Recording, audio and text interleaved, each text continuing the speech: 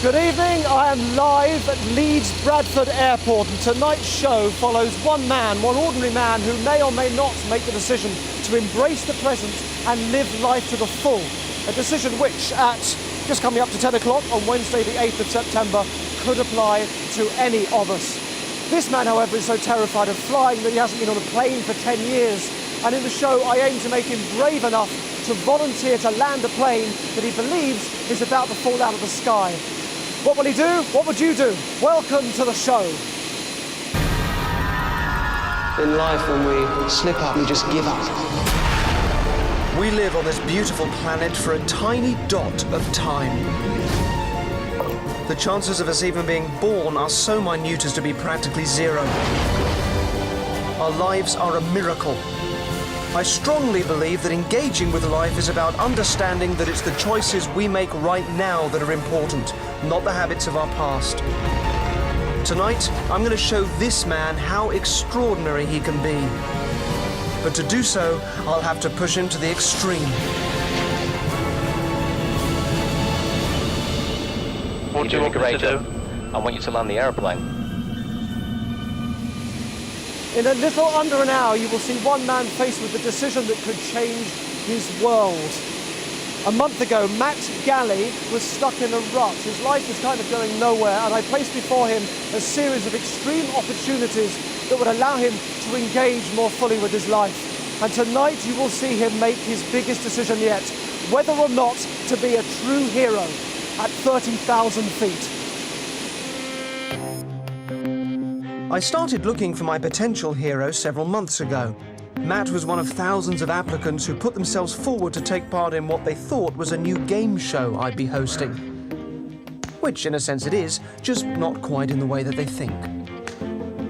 I was looking for somebody living an unremarkable life. And one man seemed to tick all the boxes. This man, Matt. He's like most of us. I like going shopping, I like going into Leeds, going to cinema, maybe playing a few computer games. He's stuck in a rut. My job at the minute, I work as an insurance advisor. It's not dead-end sort of things, but because I've been there for so long, things are starting to repeat. And held back by his fears. I have a fear of flying. I don't like the way it makes me feel, so I just prefer not to do it. He seemed perfect, but I had one more test, an exercise known as the bystander effect.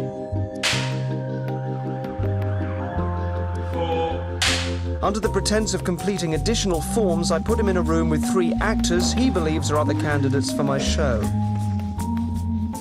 An emergency situation is staged. Our actors have been told not to react. The test is to see whether Matt will stand up and speak out.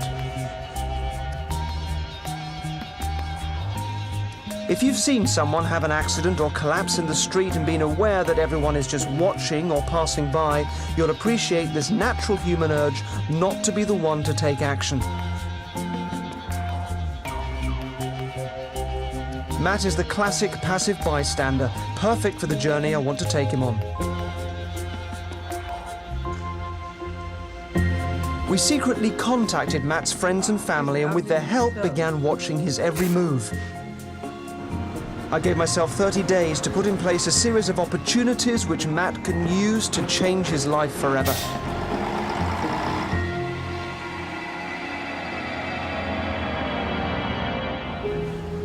Matt works at an insurance call centre. Matt's normal daily routine would be get up, have something to eat, go to work. As soon as he comes home, he just goes up to his room. And I think that he feels safe in that. At 23 years old, he still lives with his mother, Alison, her boyfriend, Dave, and Liv, his girlfriend. He's got this idea in his head of this dream home, but he never seems to do anything about it. He does have ambition. Well, he did want to join the police force. But he's never actually been for an interview or taken a serious step in that direction. I think the reason he's not ever done anything about that is because he thinks that he'll never be able to pass the exams. His self-confidence is very low, and it also affects his other relationships. It's very rare that he'd show his mum affection. They'd never have a hug or a cuddle or anything. We just don't communicate anymore. My biggest worry is that he will always have this defeatist attitude about himself. And that's what I find the most frustrating thing about it. Sorry.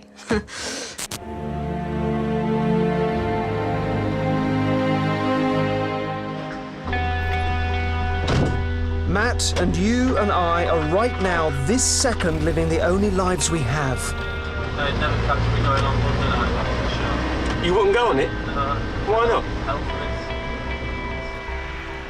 Sometimes we need something to happen, an event or a moment that shakes us up and forces us to take a good look at ourselves. I'm just going to pull in to get some fuel. Yeah, no worries.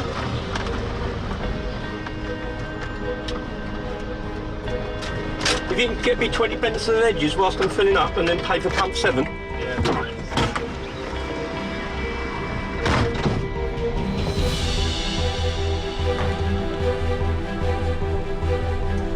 A shock to the system can make us realise there's so much more of which we're capable.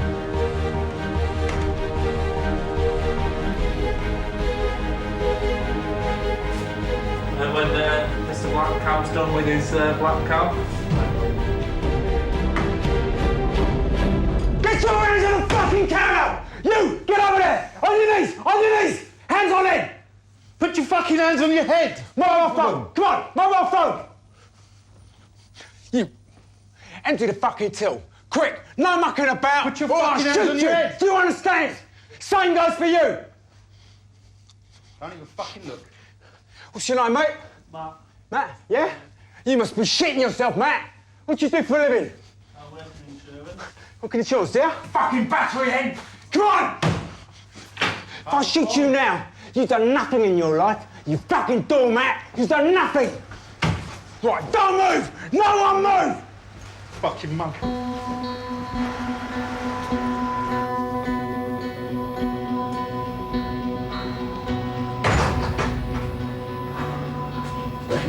£400 that phone. I pressed the panic button. Does that mean the police are coming? Yeah. You alright? Yeah. I'm a bit shaken up, but... I'm sending in fake police to check he's okay. Police are here now. This may have been an extreme measure, but I wanted to shock Matt out of his passive life and make him start to think about the choices he is making right now. Hi, sir. I understand there's been a robbery. Is anybody all right? Is anybody hurt?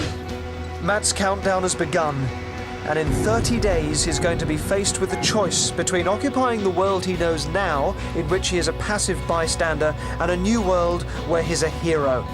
That choice will be the measure of his life.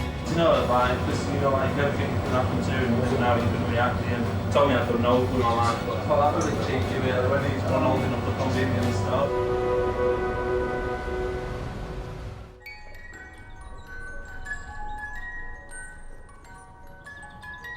Now, it's not my place to make Matt into someone different. Throughout this process, I'll only ever be giving him opportunities. He'll take what he needs to then move forward in a way that comes from within him and allows his true capabilities to emerge.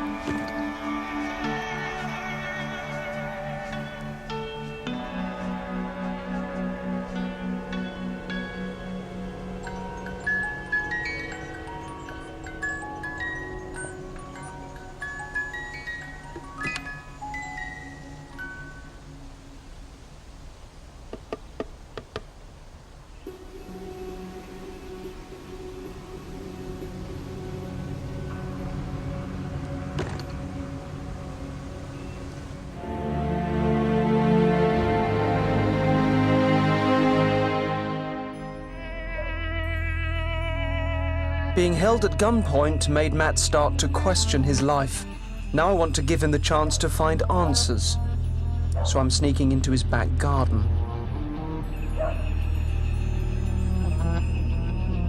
With the help of Matt's girlfriend, we've hidden cameras and a discreet speaker in his bedroom.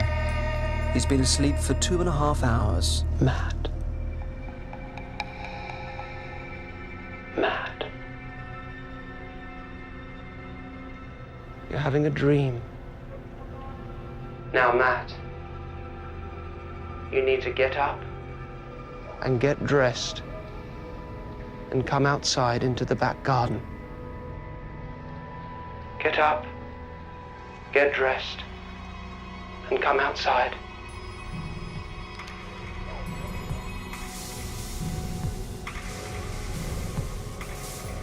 Matt has a suggestible personality, which means by having woken him up and told him he was still asleep, I was able to put him into a dreamlike state, which is perfect for talking to his unconscious mind.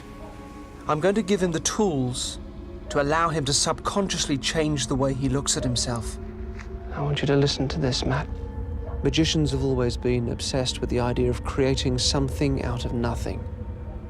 And the highest form of that is to make a life, a perfect life, appear from thin air. And I've always longed to witness an event like that for real. And then I realized that I have. The chances of all the circumstances being in place that would lead to two particular people meeting and then them falling in love are supremely minute. And then, if they come together to have children, the chance of one particular sperm fertilizing one particular egg and then one particular life emerging is even more unlikely.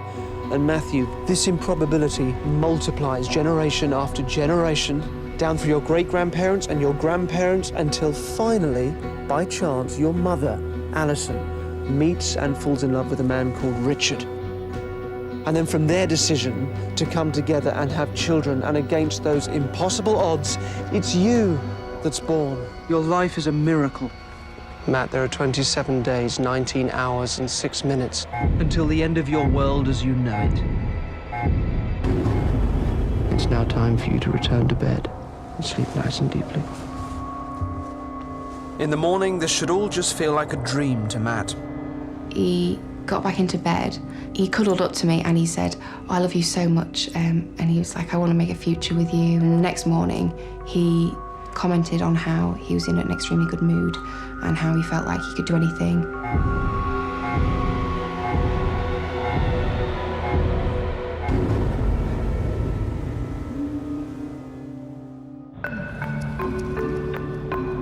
The next day, Matt goes to work, blissfully unaware that his real journey is now underway. We secretly follow him to see if my words have started to take effect.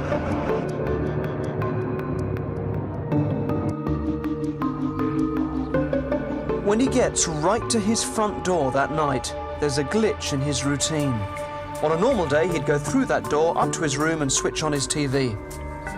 But not today.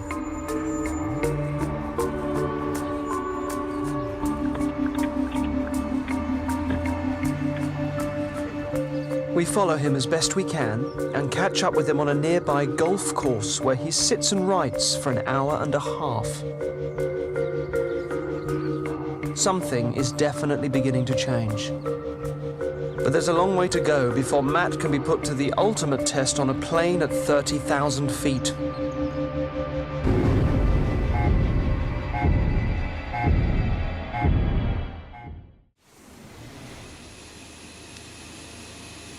It takes real courage to break out of our everyday routines and do something extraordinary, but when we do, we really come alive. In 40 minutes and at 30,000 feet, you will see Matt Galley's world shaken as he has to make the most terrifying decision of his life.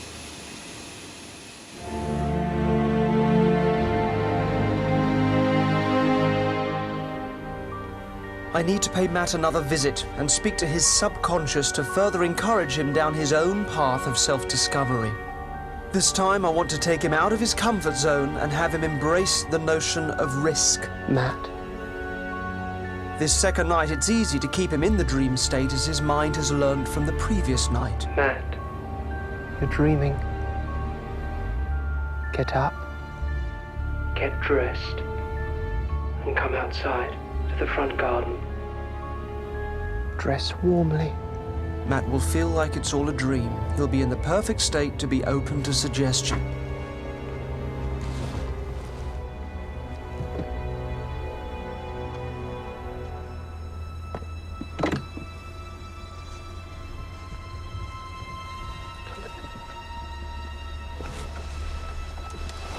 And carry on sleeping.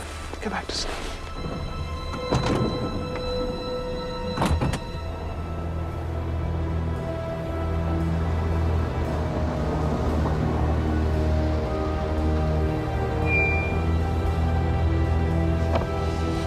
Time for a little sleepwalking.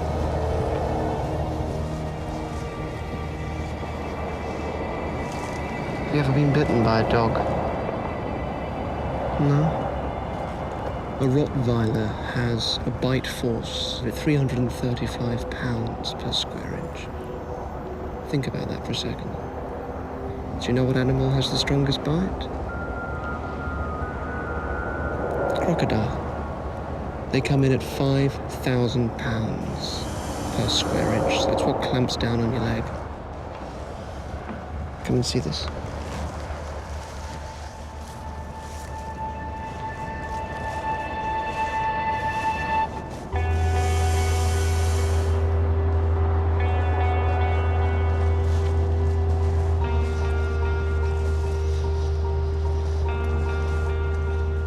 You can come forward. Just place your hand just gently on his back. I want you to feel him. It's okay. It's okay.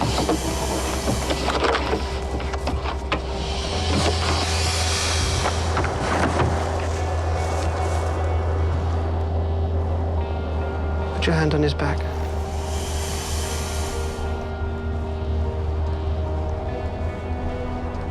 Come a little higher nearer the head. Come away from his tail.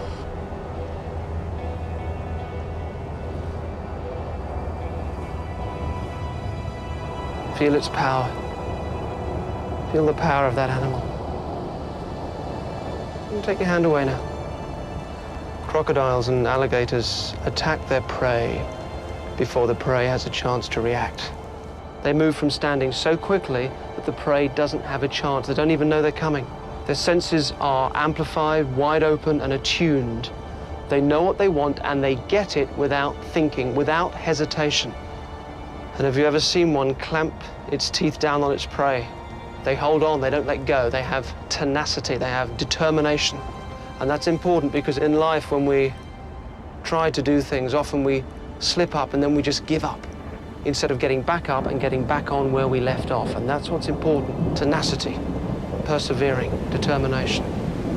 Just close your eyes for me. You can take a little step back if you like. Now, Matt, you like the idea of becoming a policeman. I want you just to imagine now that you're turning up at a policeman's house. You open the door and you step inside. I want you to walk around inside the policeman's home. And as you walk around, I want you to make yourself at home. I want you to start to feel it being natural, it being you. Enjoy it, absorb the feeling of being a policeman, a successful policeman, and feel brave. Now you can open your eyes. Let's go back to the car.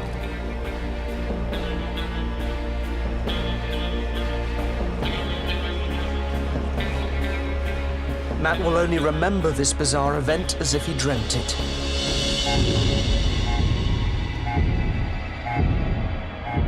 Well, when he got back into bed, I don't think he said anything to me. He was just shivering. Then he woke up the next morning and he said that he'd been having some very strange dreams about Derren. He said, I'm not sure what's real and what's a dream. He said, did you hear someone whispering? And I said, no, why? And he said, I just remember someone saying South Yorkshire in Thames Valley. I said, no, I didn't hear anything. And then he said, well, anyway, I've emailed the Thames Valley Police this morning and the South Yorkshire Police. The next day, Matt went to work as if nothing had happened. But now we should really start to see him coming out of his shell.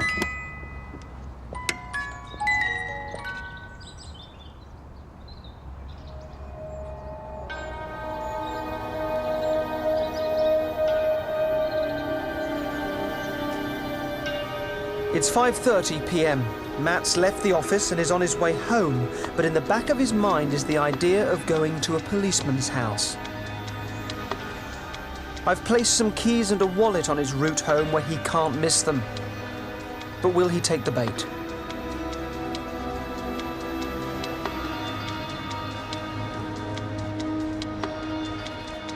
Inside the wallet, there's a Deputy Commissioner's badge and his address. It's up to Matt to choose what to do. But I've sent a cabbie in to offer him a lift. Yo, mate. Without hesitation, Matt gets in. Give me a second and I'll tell you where I'm going. No problem with it.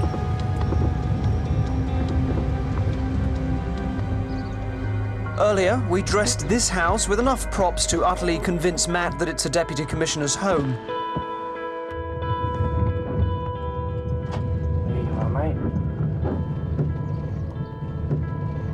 Okay, these houses are beautiful. I'll be secretly watching the action from the garage. Just talking to the cabbie. Can you just hang on? Yeah, I'm here. I'm waiting for you. Yeah, I'm waiting for you. Possibly at this point, he's just thinking of returning the keys.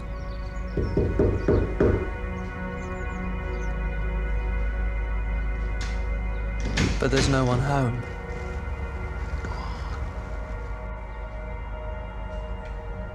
So with the visualization exercise from last night at the back of his mind, he makes the decision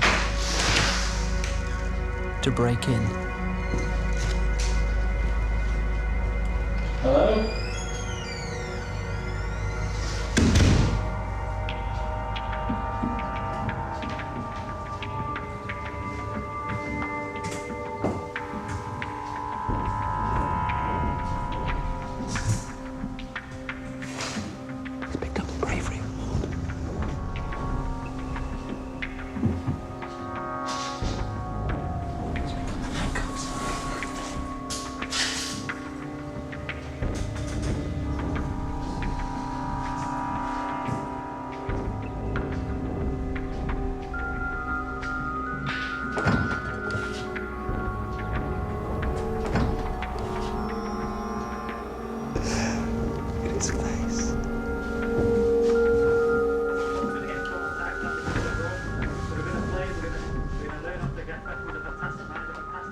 He's watching that police DVD we left out for him. So I also want him to experience the thrill of putting himself at personal risk, because that's going to be important for him later on. So we're now going to bring our policeman home.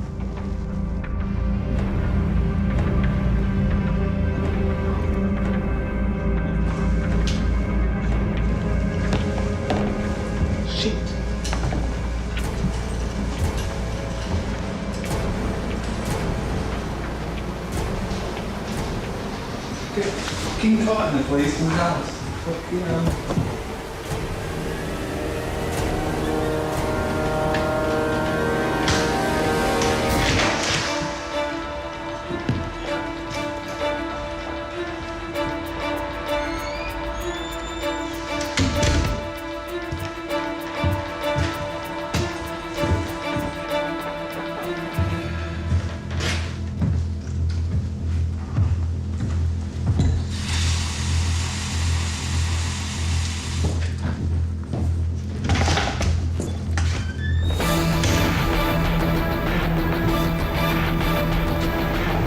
What we got now?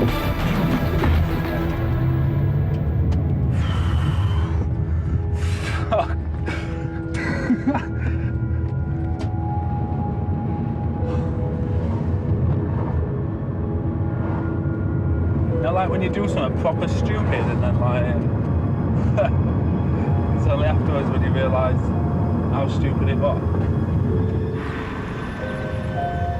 Just here? Yeah, mate.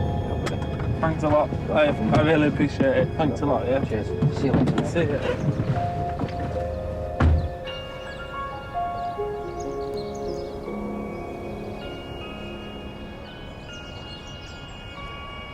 The countdown continues towards Matt's moment on a 737 aircraft where he'll have to choose between being a bystander and becoming a hero.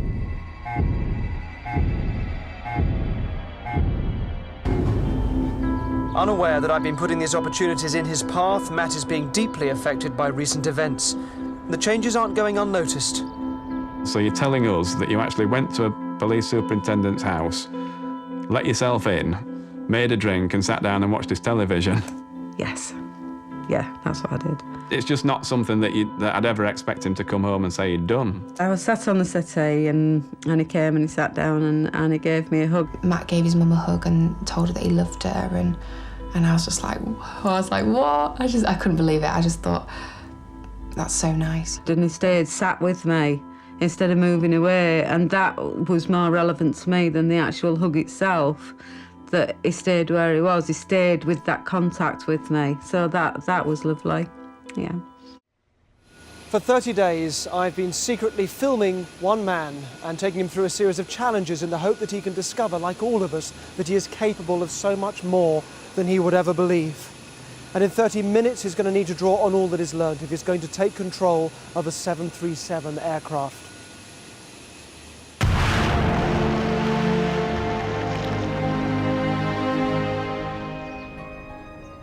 Yet again, I'm placing an opportunity to seize the moment in Matt's path.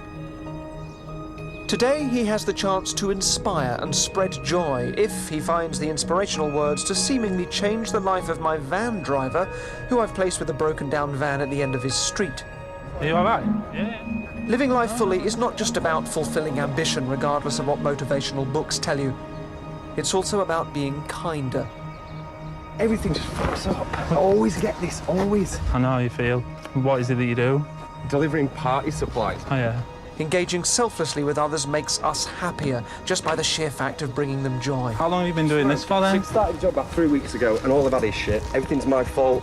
The boss is an arsehole. What can you do? Nothing. Is this what you want to do in life? Well, I want to be a chef. I should be a chef. Why aren't you being a chef? This is your life, mate. This is what it's about. It's your one chance. When you want something bad enough, you'll find yourself making decisions, you know, that you never thought that you would do. I found myself doing that recently, you know, taking a look at myself, taking a look at my life. Mine and your situation's not too different, to be honest, mate. You know, worrying about what your boss is going to say, worrying about what your next move is, but I think somewhere inside you, you know where your next move is. Fuck it, do you know what I mean? You've said it all, Do you know what? Loads of shit in the van, keys in the ignition, it won't work, but keep it, have it. I'm done with it, mate. What about your boss? Sod it, my boss is a wanker. Take it, have it, I'm done, mate, I'm done with it.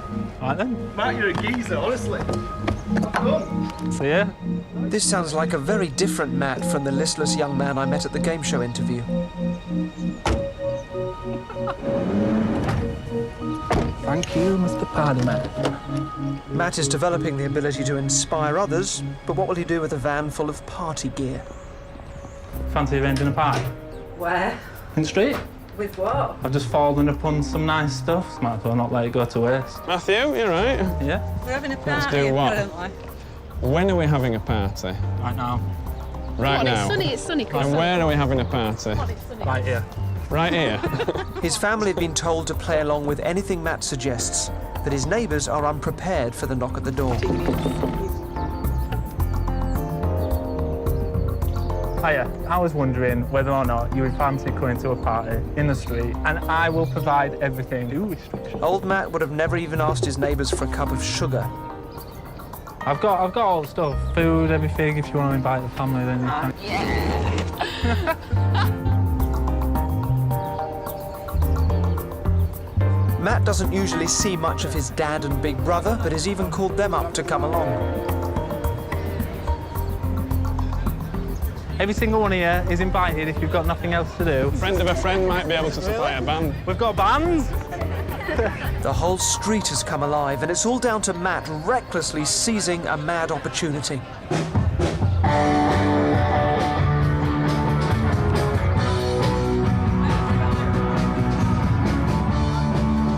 He's got a lot more determination now and a lot more self-confidence. He would never have done that before. Not in a million years. It's not just with his neighbours that Matt's connecting. For years he's been distant from his mum, but that's all starting to change.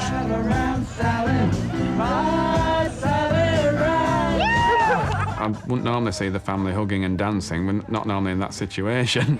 I've got my arm round him and he got his arm round me, and I just felt a lot more comfortable with him, and that it was just such a natural thing for us to do. Matt will need to draw on this new bold selflessness in 13 days, 23 hours and 59 minutes if he's going to step up and take the controls of an aircraft filled with panicked passengers.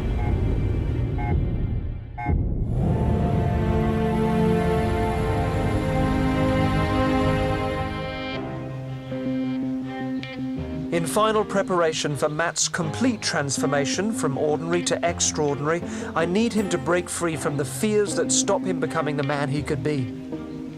And to ensure that I feel Matt is ready for this challenge, we're going to meet with him in a normal waking state for the first time since the auditions for the game show. Hello. How are you? How's life? Yeah, life's really good, yeah. Everything's going really well. The biggest obstacle we all face in life is fear. Courage is not the absence of fear, it's the mastery of it. Have you ever tried a straitjacket on? No, I haven't. No. Never. Don't put your hands through there. Houdini was iconic because his escapes represented overcoming fear at the time of the Great Depression. It was a powerful metaphor. I used to play this game where I used to live. There were these train tracks, and you very rarely get any trains coming at that time because it was so late. And I used to go and lay on the tracks. It was just such a liberating thing to do, just laying there, knowing that you shouldn't be there, knowing that it was dangerous. I need Matt to feel that he can master his own fear. Yeah, I want you to experience this because it's such a... You're absolutely safe on this for the moment, so... But come and stand. Yeah, if you... OK. I got you. There you go. Land your head on that.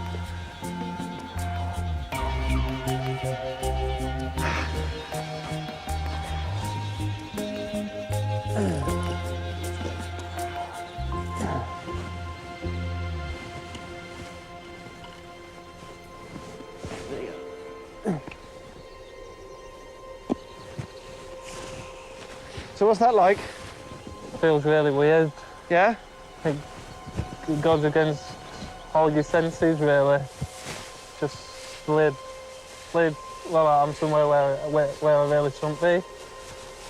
Well, I hate to interrupt you, but we will have the 543 heading down any minute, so you probably... Any minute? Yeah, you'll probably hear it coming before it even sees it, so you probably want to think about getting out. Have you ever done this before? Never. I've never laid on a truck before. No, I suppose not. Well, I've got the instructions. These are Davenport's instructions. They're a bit tricky to read through. So before you do anything, examine your straitjacket thoroughly. Make sure it's put on properly. Put on with the opening to the rear. Have the back straps. What for these? Yeah. So you want to reach back behind your back with either arm, and there should be a buckle on the back. There are 4 buckles on the back. You want to try and reach one of them on the back and undo it. It's a bit tricky because it'll be back to front, but... You got it? No, I can't reach them. And there's a train coming. This will help kind whilst it's been done, when we square your shoulders. Did you square your shoulders when we put it on? I don't even remember. You probably want to hurry up. Can you not? Can you not get it? I can't reach it. Oh no. Can you try the other side? Go around the other way. I want to keep my eye on that. Did you ever see the film? What's it called? Strangers on the Train. You seen it? Oh, you haven't seen it? Classic Hitchcock. It's fantastic. It's one of his 5 best. It's a proper tale of suspense. Can you go scrub the... I can't reach it. Yes, you can. Yes, you can. I honestly can't reach it. Reach. All right. Well, try. Can you and sort of grab the one underneath? What? Can you grab the one underneath? No, there's no way I can reach that. Yeah, you probably want to...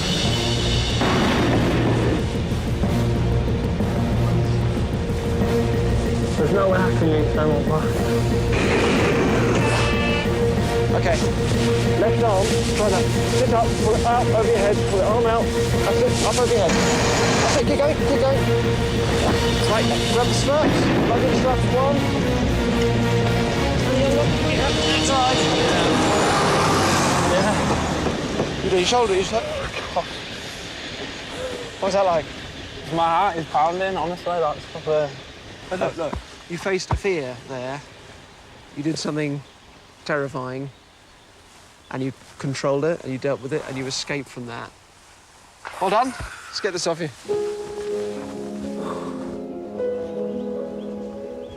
There would have been a time where I'd have just crumbled and just accepted my fate, whereas more and more, as every day goes past, I realise that your fate is what you make it.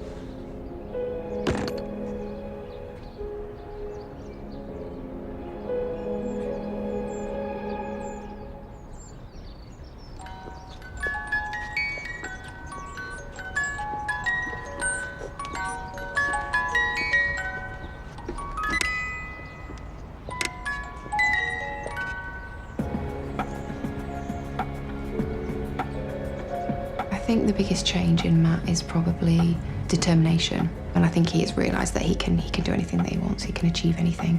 It seems to be very upbeat about everything. Much more approachable and much more relaxed, and yeah, it's a definite change. I'm hoping that these changes stay. I think the change in Matt is just what he needed, really. It really is just what he needed.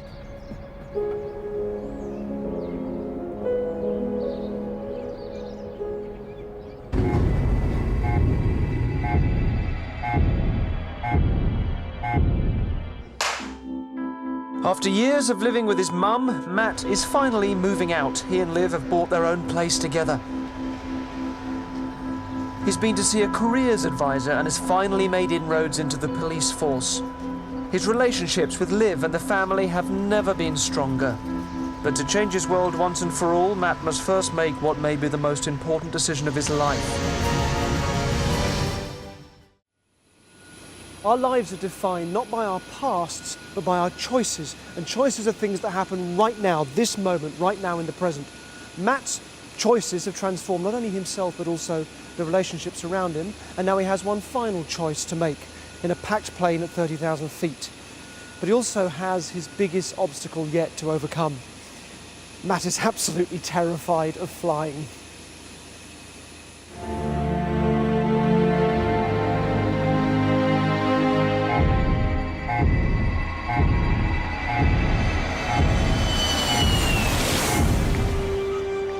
To get him on a plane and give him the opportunity to become a hero, we've told Matt that the game show, which he still believes is due to take part in, is being filmed in Jersey. For him to participate, we have no option but to fly him down. As his countdown clock ticks towards the 0 hour, we secretly film a nervous Matt as he checks in at the airport. To make this whole experience completely authentic for Matt, we've chartered our own aircraft which will genuinely take off on a 1.5 hour journey. We've rigged the plane with hidden cameras and microphones. All of the passengers are actors whose seating positions have been carefully planned. Some are carrying hidden cameras. All cabin crew are genuine. Everybody on board except for Matt has been fully rehearsed and knows what's going to happen. I'm on board in disguise, seated at the front where Matt can't see me. He has no idea of the events about to unfold. You know where you're sitting? 7D. Oh. 7D. It's just the centre. Yeah, you're all right.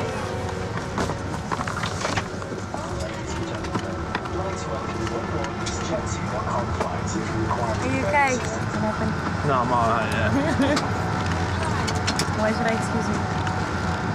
Just if I start acting quite weird. Why are you scared of flying? Something like that. And I think when I'm up there, I'll be all right, but if you can just support, like, help me with it. You mean, do whatever you... Special welcome to our Jetty Home Base passengers. As you take your allocated seat, we ask you to sleep. A very good evening, ladies and gentlemen. My name is Jamie. I'd like to welcome you on board this flight, shortly departing to Jersey. Cabin doors to automatic cross-check and report when ready, please. It's now time to take you through the safety features and equipment that we carry on board. Emergency exits are located on both sides of the aircraft. Please take a moment now to locate your nearest exit.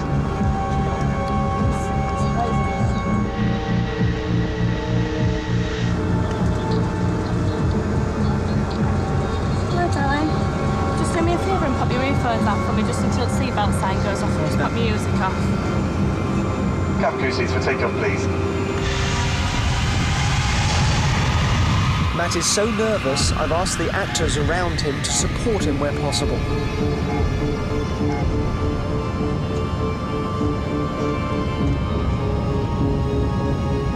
We'll be flying at 30,000 feet when Matt will be faced with the choice of whether to seize the opportunity to be a hero or remain a bystander.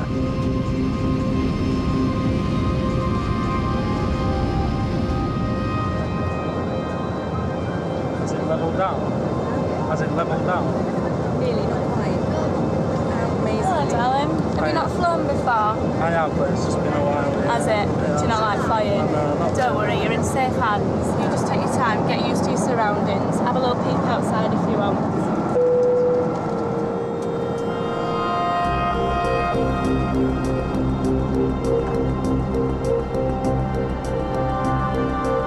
The first 40 minutes run to plan as we climb to 30,000 feet.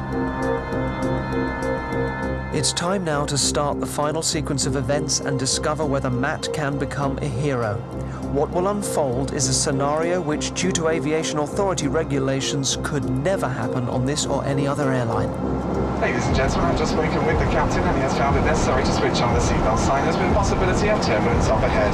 If we could ask all passengers please to return to their seats and ensure that you have securely fastened your seatbelts and remove personal headphones.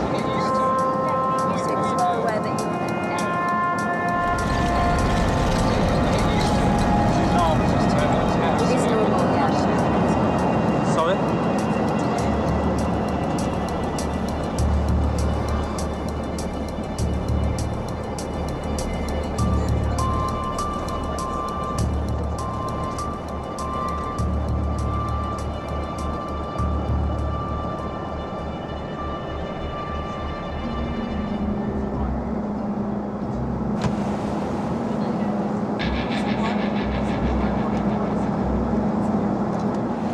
Ladies and gentlemen, may I have your attention just for a few moments? We do have a crew member on board who's not feeling too good.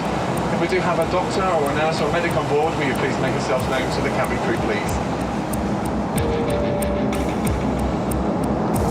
Are you a doctor, sir? Yes, yeah. But I have to tell you for legal reasons I can't get involved until I know what I'm getting involved in. Yeah, everything. One of our crew members at the front isn't feeling too good. Would you mind just coming and have a little look?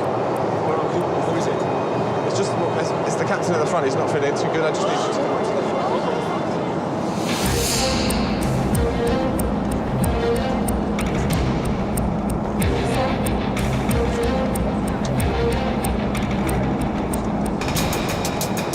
Ladies and gentlemen, may I have your attention, please? The captain has informed me that due to unforeseen circumstances, we do need to divert the aircraft, and we'll be landing at our nearest airport as soon as possible.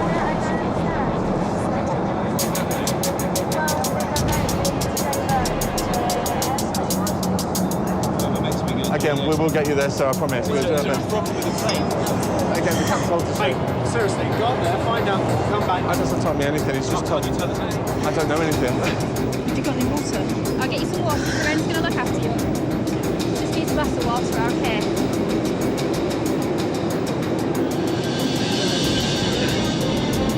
2 minutes, okay?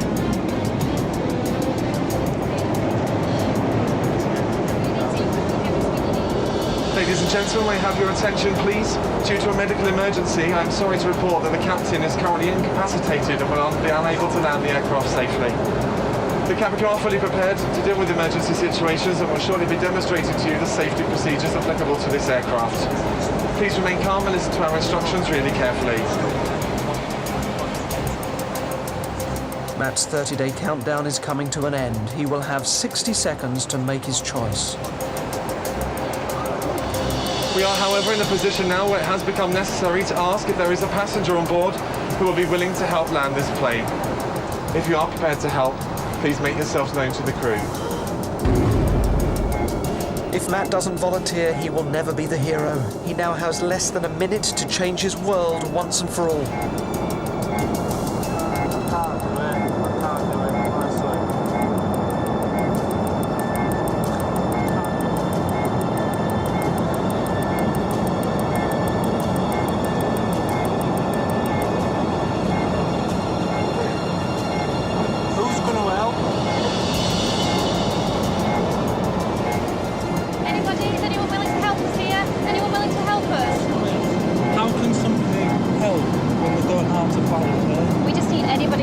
who is willing to help us land this plane. I can't fly. Are you asking me to land the plane? If you can help us, we need somebody to help us land this plane, yeah.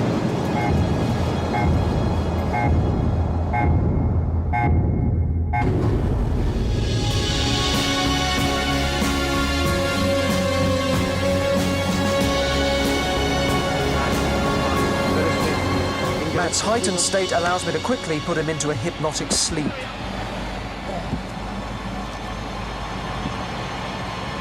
That's lovely. The events you've witnessed were safe, controlled, and ultimately unrealistic. They were agreed in advance with the airline and relevant authorities. The last thing Matt was aware of was walking towards the door of the cockpit. When I wake him up, he will believe he's entering the same cockpit, faced with the challenge of landing the plane and saving the lives of over 100 passengers.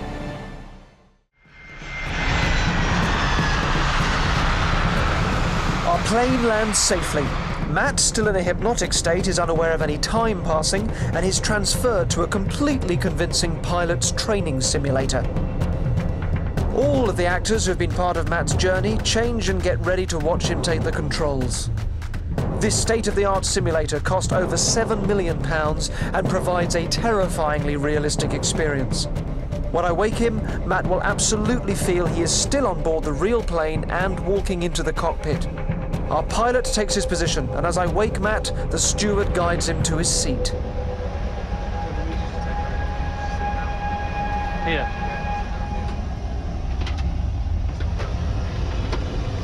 Oh my god. You'll be fine. No, it's alright. It's It's alright, it's alright. Is he alright? We hope so. We just need to get down. We need to put these on. Okay. Who's going to be talking to me? The air traffic controller, he said he's going to help us. Can you hear them? Who's that speaking to me now? My name's Matt. Oh, hello, Matt. I'm going to talk you through it step by step, one button at a time. The captain's done a brilliant job so far. He's obviously not very well. He's already declared a major emergency. You're under a mayday call right now, which means you're my primary concern. The other aircraft have been cleared out of the way, and you've got a direct routing now towards London Gatwick. Is that understood? Yeah, how do you want me to do it though? Because I'm going to talk you through it. Yep, I'm going to talk you through it step by step. What I need you to do now is just look at a few of the instruments that are around. Okay. So you're holding the control column? Yeah, yeah. Okay, keep an eye. 2500. With your right thumb, press that button. Autopilot. Yep. Disengage. Press that button. Is it meant to do that? It's meant to do that. So just below the window, you'll see a panel with lots of numbers. Can you see one that says 30,000? It should be in about the middle. Yeah, I can see it, yeah. Okay, can you set 3,000? That's telling me I want you to set... Whoa, it's making a noise. That's fine. That's just the aeroplane telling you to set a different altitude. If you could keep turning that knob until it says 3,000 for me, please, ma'am. So 3,000. 3,000, there, it's there. Brilliant. Doing great. Thanks. Can you believe I got on a plane for the first time today in 10 years and look what happened? You were born to fly. 2500. Just to the right-hand side, you'll see what looks like a wheel. You need to pull it towards you, then put it down, and that's going to put the wheels down. Is that to the end? Yes. Looking really good. What am I doing? This is where you're going to have to land the aeroplane. Okay. I'm ready. You're ready? Brilliant. That's what I want to hear. See the display ahead of you? Yeah. I want you to keep those wings nice and level. Just near your right hand, there's a thrust lever. There's two levers in the middle. Yeah. At the side of there's another button. I need you to press that twice. What does it say? It just says auto throttle. Great. Okay. Now I want you to look out the window. Can you see the runway? Yeah. We've got you on radar. You're doing a brilliant job, Matt. I want you to look out the window and you're going to land this aeroplane for me, okay? I'm looking. You're doing brilliantly. Thanks, man. Can you see the runway ahead of you now? Yeah. What do you want me to do? I want you to land the aeroplane. When you get close to the ground, you're going to have to just pull back a little bit more on the stick than you have been. Pull it towards me? Just a little bit. When it says 30, I want you to pull back just a little bit. Glide That's slow. fine. Glide slow. Now. Glide slow. 10. Well done. Okay, keep it nice and straight there, Matt. That's a really good job, mate.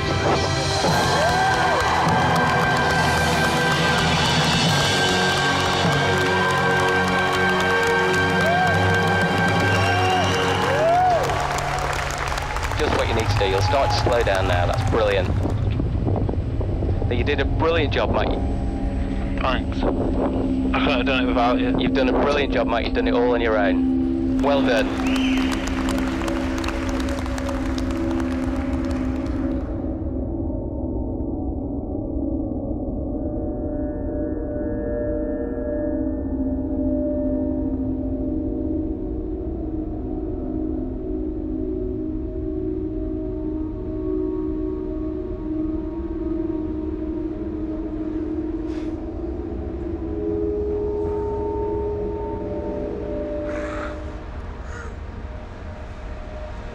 You did it, Matt. I should have known.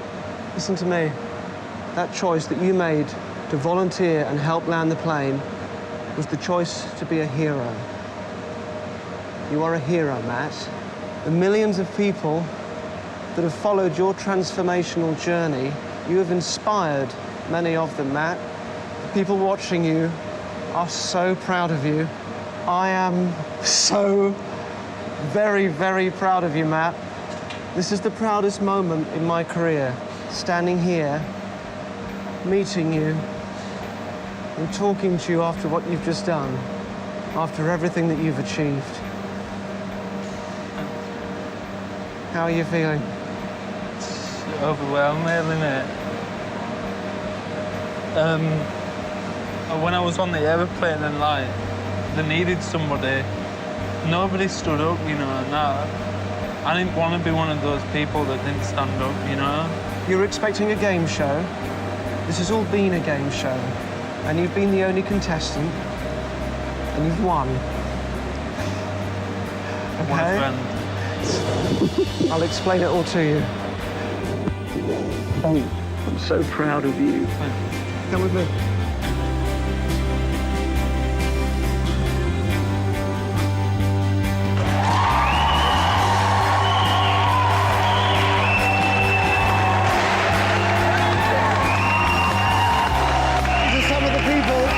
You along your journey. Remember your van driver?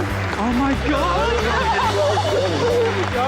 This is the policeman whose house you broke into. His real name's Joe. How's this guy here? He shoved a gun in your face in a petrol station. I didn't get time to look at your face. More guys from the aeroplane. You may remember Liv.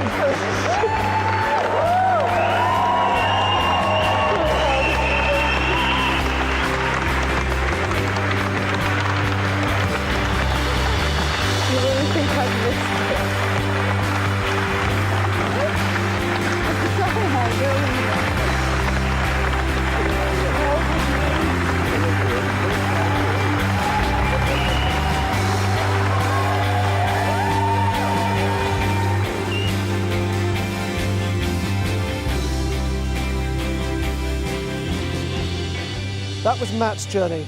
What choices would you have made? Well, the date is 8/9/10, and the time is just coming up to 11:12.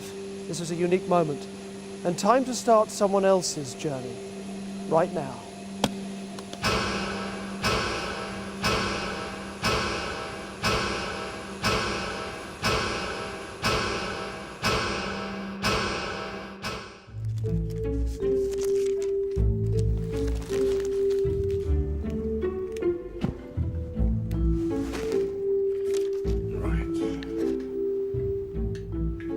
Okay, Derren, so is that off? Yeah, 1 second.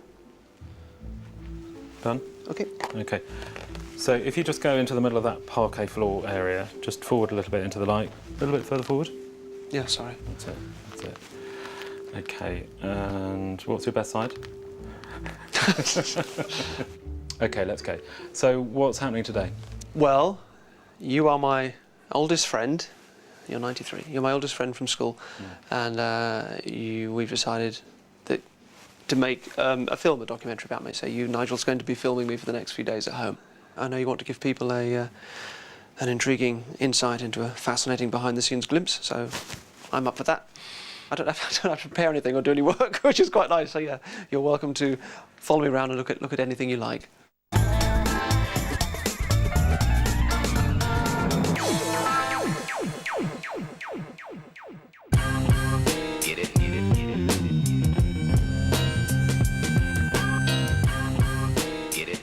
Over the last 10 years, Derren has taken tricks and mind reading and all that entails and just dragged it, kicking and screaming, you know, into 21st century. I love the fact that he's extremely honest about what he does, and yet he still manages to bamboozle you, you know. Derren Brown in one phrase. He's like a sprite. He is. He's like a little sprite. Hello. Thank you very much indeed. Cheers, nice to meet you. I've come to Cheltenham for the literary festival, and embarrassingly, it shows how little I know about the festival. I thought this was going to be like 50 people in a tent. I thought it was like a little marquee, and I just found out it's 2,000 people.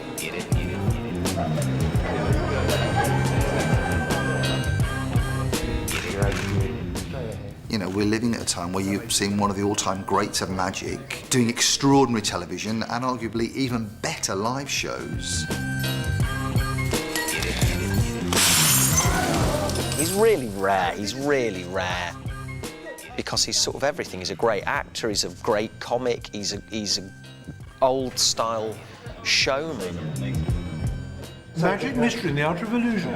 I mean, that's... I mean, why are we not... I mean, my God. Exactly, yeah, that's what, yeah. Two great illusionists of our age. It goes with the package, and we're meeting Derren Brown. What will he find out about me? What will he know about me?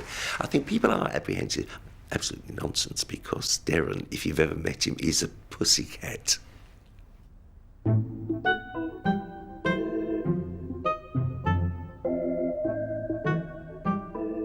You've had a bit of a sort of long-term relationship with taxidermy, haven't you? I love facsimile and fabrication, things looking real that aren't real. I don't know why that's always excited me. Yeah, I sort of get them from auctions and sometimes antique shops. These parrots have come from the parrot sanctuary that I'm patron of. Look, that's what will happen to you if you keep shitting on my books. Look.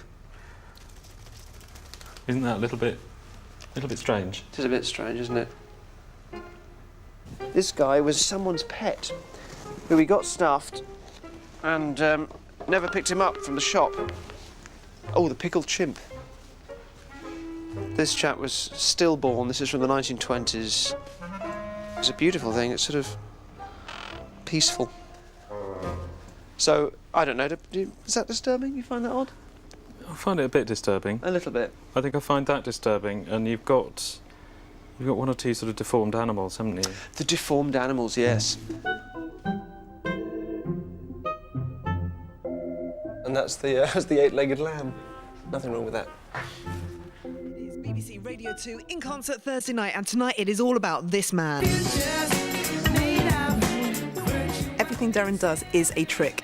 I just want to shake him, because I'm just like, how do you do this, and why can I not work it out? I had to do this trick with buttons, and I had to put them onto a tray, and then I had to hit Derren. Hello? Yeah. Really? Yeah. And I playfully slapped him around the cheek, and he went, no, you've got to do it harder. So I hit him again. And his cheek by then is getting quite mottled and quite red. One more, go hard. Probably a lot of people would fantasise about what I did to Derren, like smacking him really hard in the face, and it felt surprisingly good. 49. And then he told me how many buttons there were. Yeah. He got it completely right. 49, bingo.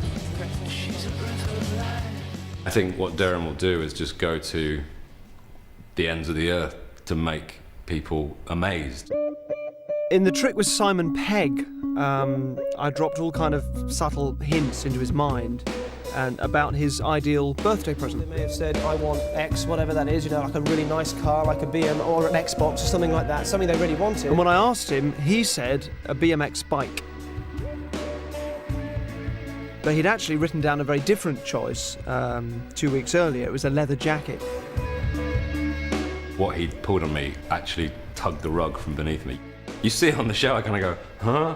I go all white. I think he's got me. The playfulness has always been an important part of Derren's fun and charm, because that enables him to play with somebody's mind, but in a way that doesn't make them feel too uncomfortable, but clearly makes them feel like they're being manipulated. Some of the stuff is quite light-hearted and upbeat. Some of it is quite sinister, quite dark, sometimes to the point that people get upset about it. In the middle of the night. One of the things that many people remember for Derren's work is the darker stuff, the weirder stuff, the little horror movie type references that we like to incorporate. Let me see what you see. Blair Witch Routine was a really interesting routine, I think, because it was one of the first things that really established Derren as being on a different path from traditional magic. Keep looking at me. Just close your eyes. There's some pretty fucking dark material there, but that's exciting.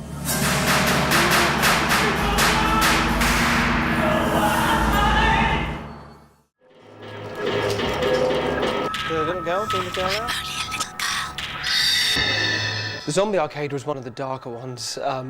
We had hypnotised this guy, Fabian, through an arcade game in a pub that we'd set up.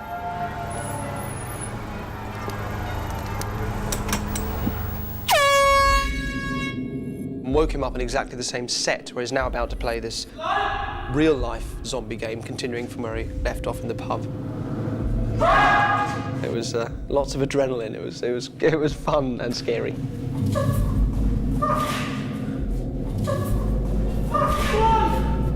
There have been occasions when contributors in the show have been a bit upset or a bit disturbed, you know, during the routine.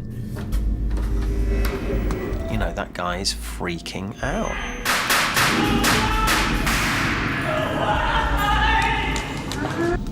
People respond to hypnosis very differently. Some people will say, oh, I was just playing along and knew exactly what I was doing. And others will have no memory of the whole thing. They'll be convinced it had nothing to do with them. It's fascinating that they will do that. Come on, it's wicked.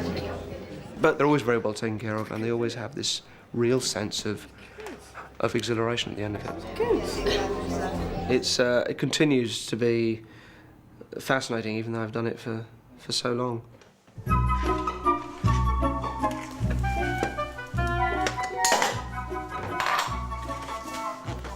Do you think it'd be fair to say that a lot of your acts sort of rather mess with people's minds?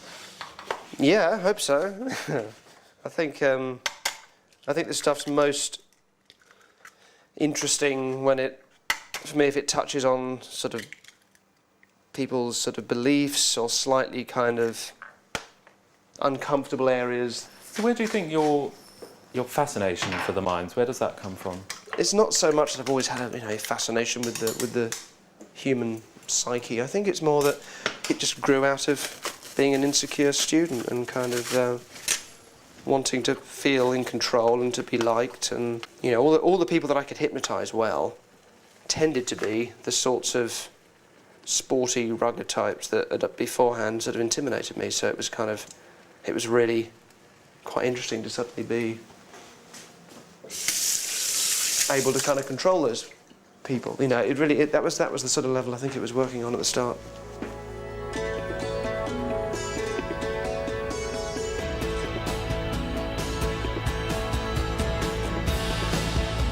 It was probably the experiments with hypnosis that started everything for me, which is back in Bristol, really. It was a very formative part of my life. So I came to Bristol to go to university, and it was in my first year there that I saw a poster advertising a hypnosis show, which I went to, and that was it. That's what started it all off.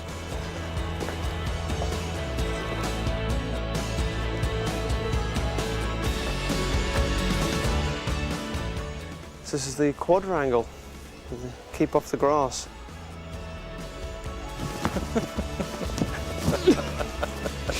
Good. At least I did that.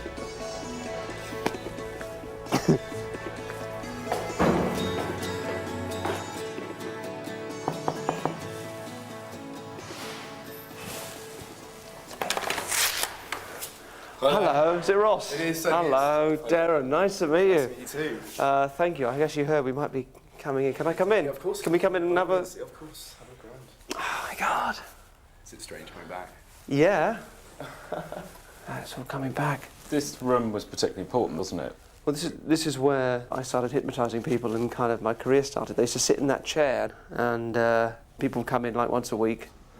But when it very, very first began to work, yeah, what was that like?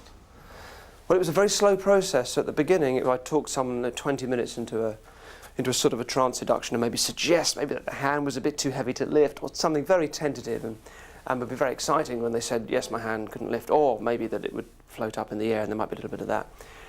And just, you sort of get braver and braver. And then after a while, it just became something that just sort of had a feel for, I think.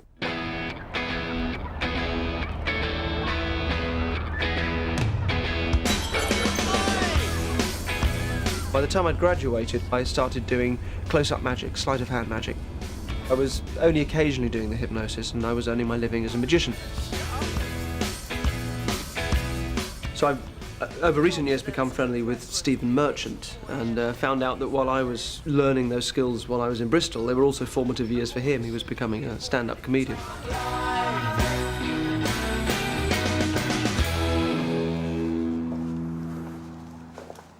Oh, it hasn't changed. That's a relief. Is it exactly the same? Pretty much, yes. I'd come every Thursday and do a couple of hours, 3 hours maybe, around the tables. Did the restaurant owners know? Or did you just come in? No, it was officially You're like a sort of SAS magician. I did about 10 years here, and I was still doing here. When you did this for 10 years, you were performing in here every Thursday? Roughly, yeah, about that. And I was building up my skills, and then people would hire me to come and do their parties and their corporate events and things like that. So that's how I earned my living for 2 years. We should sit down, shouldn't we? So just give me an example. If I was sat here, I'm with a beautiful woman, obviously. That's a given. And we're just having a romantic time. I'm just whispering some sweet nothings. I have to interrupt? Yeah, what do you say? Oh, God. Well, I'd be wandering around with this deck of cards. I'd see you lurking. Yeah, I have a deck of cards, and there's this, you sort of... That's really creepy. Yeah. I'm Derren. I'm a kind of magician. I'm here for the... You're a kind of magician? Yes. So they go, a kind of magician, and it would suggest a sort of something exciting. And then I would sit down and I'd ask her name. So it's in a way, it's like hitting on someone in a bar.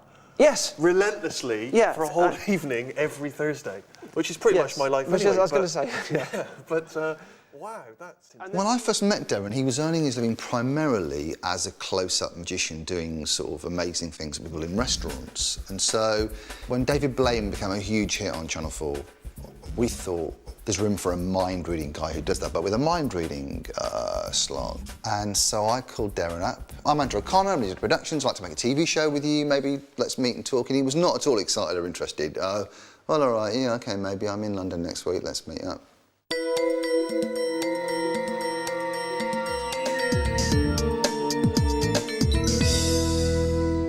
I'm going to ask you to think of one of 5 cards. One of these. Ready? 1. The very first trick he showed me face-to-face, it's one of my favourite things that personifies what he does brilliantly. And he did that trick for Stephen Fry many years later on television. Thank you so much. He spread a pack of cards on the table, face up, and said, just look at one of those cards and think of it. And in your mind, not out loud, obviously, just repeat that card to yourself over and over again. Just over and over again, like King of Diamonds, King of Diamonds, King of Diamonds. Shut up! Was that it? Fuck off! And I felt like the ground had opened up and swallowed me. There's a rather extreme reaction with that, is it? And I had no idea how he did it. It's a little more difficult than I thought. Do you know why? Why is that? Well, there is no King of Diamonds in there. No, there was. And he spread the deck again, and the card had vanished. King of Hearts. Oh! Excuse me. Your card there, the King of Diamonds. Thank you, Stephen. I just want to burn him at a stake and watch his witch's heart bubble. It's extraordinary. Great trick.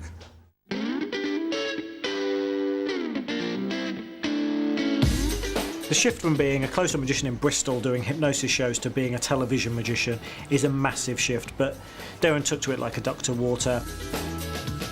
Initially, we made a series of 3 specials and a television series called Mind Control. Sorry, what was the stop you were getting off at? Look at me, what was the stop you were getting off at? The idea was that, you know, it's magic psychology, it's suggestion, it had a broader range. Does hypnosis exist? Does suggestion exist? And so it was more appealing because it's not just, oh, it's a trick, that's the end of the discussion, it's what is that guy doing? Just trying to find it at the moment. Look, you got it, what is it? Warren Street. Warren Street, okay. I suppose Uri Geller was the start for me. No one had really captured the imagination of the power of the mind or psychology since Geller. So it was trying to make magic relevant and intelligent.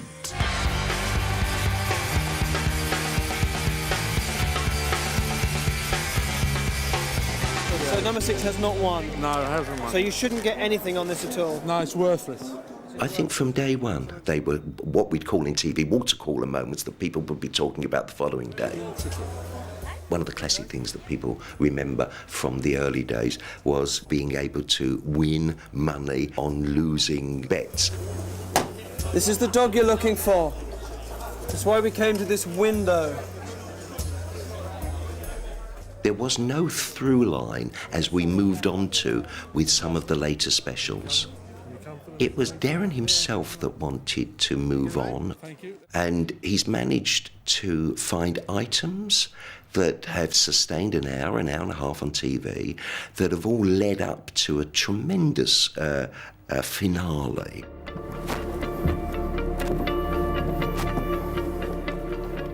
The premise behind Russian Roulette's really simple. For Derren, it's a 1 in 6 chance. It's a bullet, it's a gun, it's live television. Are you happy with that? And Russian Roulette is the show that made Derren into a big UK star because everybody in the country was talking about it. Thank you. I'm going to bring the armourer over. This is the revolver from Russian Roulette.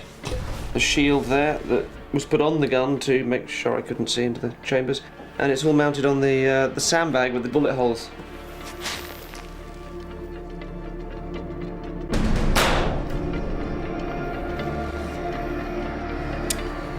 It was a very terrifying day. Two things you don't see on the programme when you watch it. One, that my leg is just doing this under the table constantly. And of course also there's, you know, the ambulances and everything.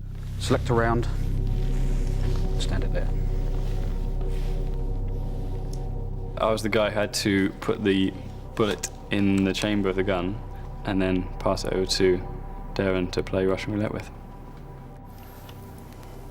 You're in a barn, it's dark, there's a guy with a loaded gun to his head. It's hard to detach yourself. It felt pretty nerve-wracking. How did your mum feel about it? I did ring her up and say, look, it'll be fine, I know what I'm doing, please, you know, don't, of course, don't be silly, dear. That was the response. The Russian Roulette absolutely terrified me. Number 3, I feel is safe. I was almost sitting, you know, behind the couch. I had cooked a meal for Bob and I and sat down to eat it, and there is no way. He ate his dinner, but I couldn't eat a thing. It was such a dangerous thing to do. Number 5.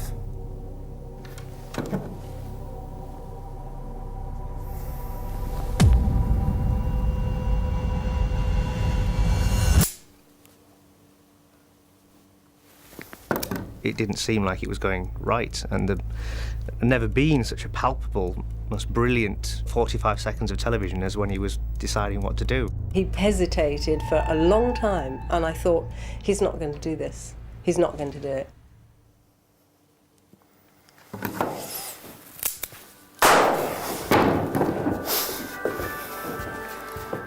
He rang me about 10 minutes later and said, what did you think? And I said, don't ever do anything so dangerous again.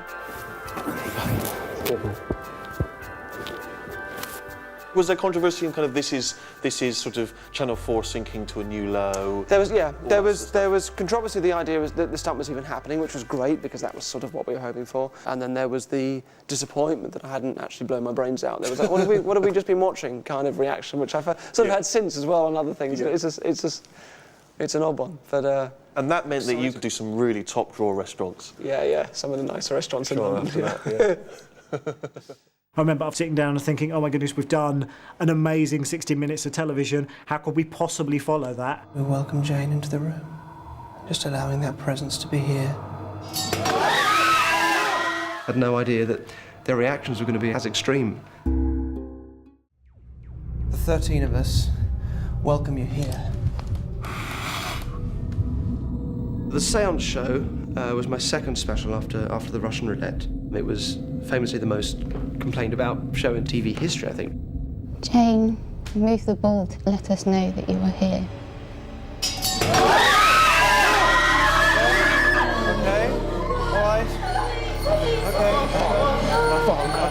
The idea was that we'd get 12 students in what purported to be a derelict scene of a terrible group suicide.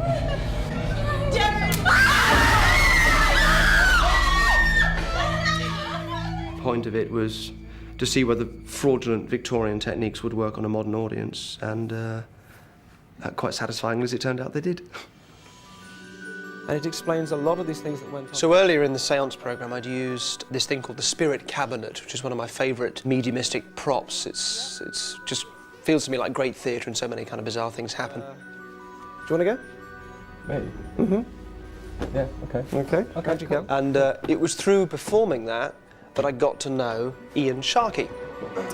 This is my first year of university, and I got asked to be on the seance, which was like a really clever ghost train. It really felt that at the time.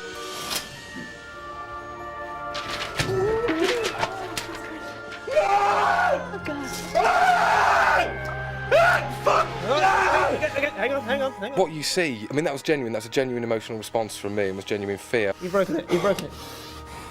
What happened? I don't know. I just needed to get out. I don't feel right. That's really weird. Talk me through it. I remember really feeling, I have to know how he does that. I've just got to know. Ian was studying creative writing, so I said to him, do you want to come and write on the show? Yeah, feel. And that was it. We became great friends, and now he's my creative other half.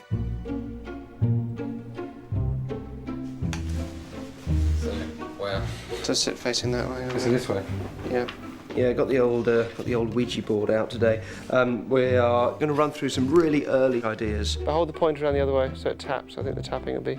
Sometimes we just like to kind of try these half ideas on their feet and see what they kind of look like. So that's our fun job for today. Is this creepy with a real automaton? Well, when will Everton win the cup? I don't even know what that means. I think the one thing that really hits you about Derren is his sense of humour. You know, it's when you're working with him, there are days when we're crying with laughter, and then from that, these weird ideas will come. But it's like that every single day, you know.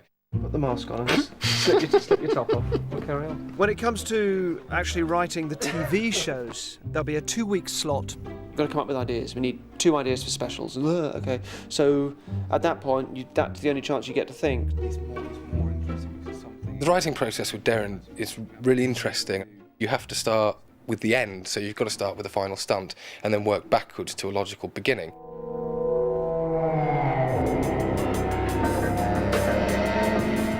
The heist is probably a good example of this sort of writing process, that you work backwards.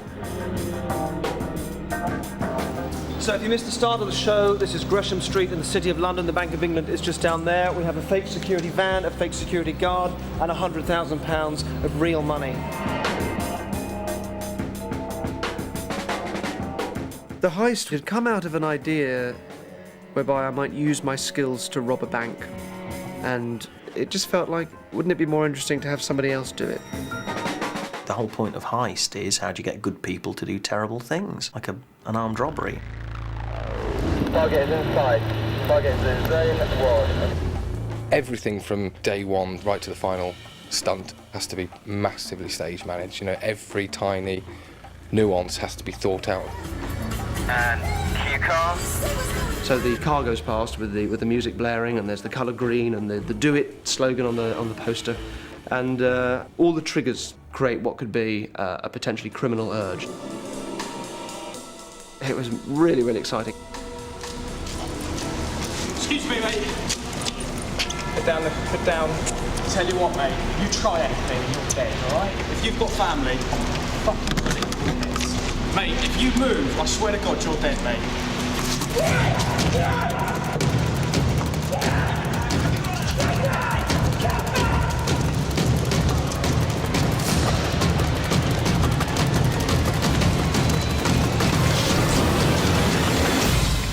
So it's a very interesting and quite difficult writing process to create a drama for somebody who maybe doesn't even know that they're part of it. All right, here, come with me.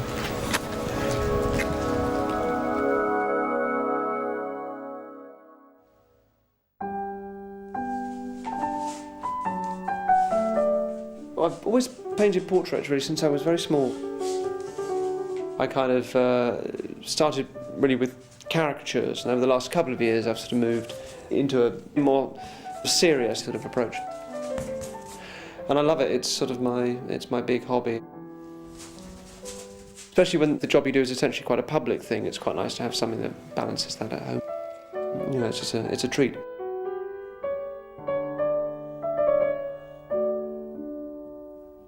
It's really nice sometimes to be able to use the paintings in the magic. And there was the trick with Simon Callow and his portrait. That was fun. Anything you want.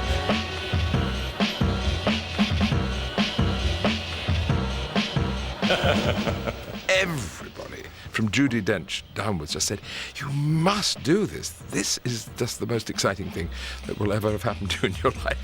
So it's a word that I'm thinking of, which I'm going to try and send to you. It is 4 letters long. He asked me to think of a letter, and I thought of R. And then he asked me to think of a word, and I thought of road. Road. R-O-A-D. Yes. And he said, come over here, please.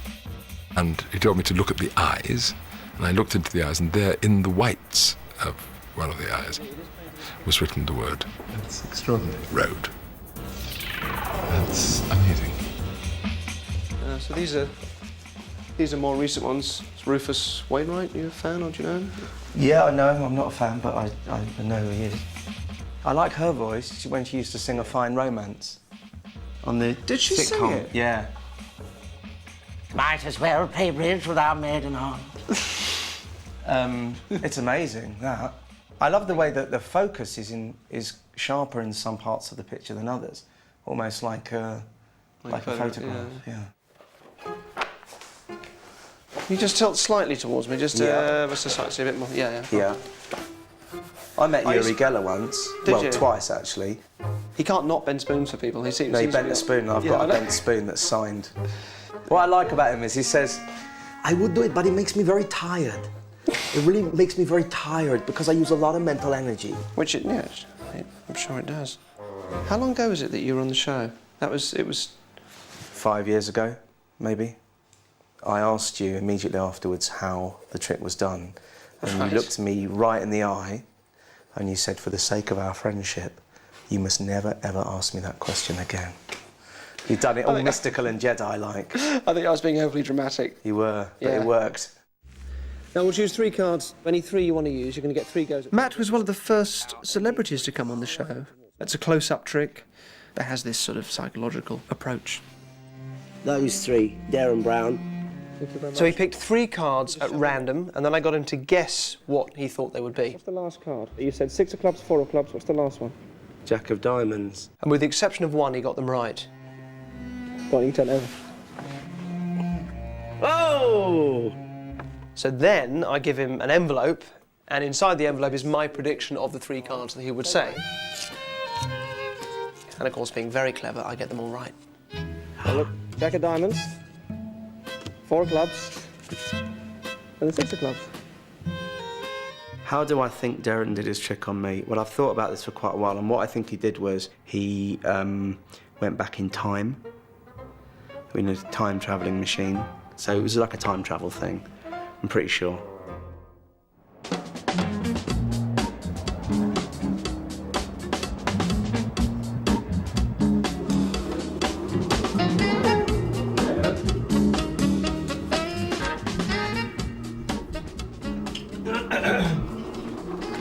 Just getting ready. I really do enjoy the TV, and I'm very grateful for it. Though for me, the principal thing, my first love, is the theatre. Jenny's the only person who's allowed to do this in the world. Obviously, we don't normally make that noise. 1, 2, 1, 2, 1, 2, 3, 4, 5, 6, 7, 8, 9. I get to muck around with my best friends for months on end, and it's fun. You know, it's a fun process. The show is fun, so that is what I enjoy the best. They're shouting. So check your flies, please. Flies are done up. Thank you. Ian's last job is to check that my flies are done up. For me, the sort of quintessential Derren is his stage show. It's only then you get the sense of A, how funny he is, B, how sharp he is, how fast on his feet he is, and also his command of an audience is remarkable.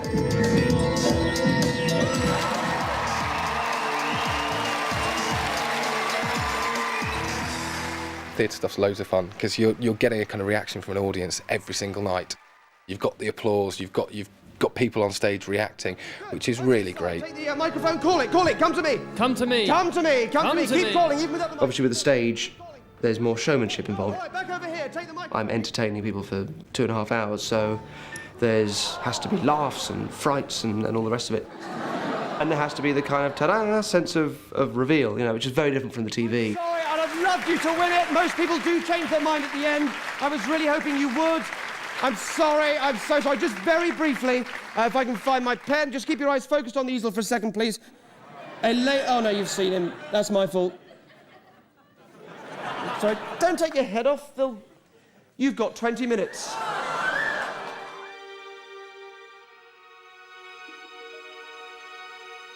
Now, by doing this, by blindfolding myself, it becomes easier for me somehow to see the things that you're seeing in your head, even to think the things that you are thinking. And if you want... The Oracle Act came from a real heyday of mind readers and mentalists in the 20s and 30s, and that sort of act has all sorts of different forms.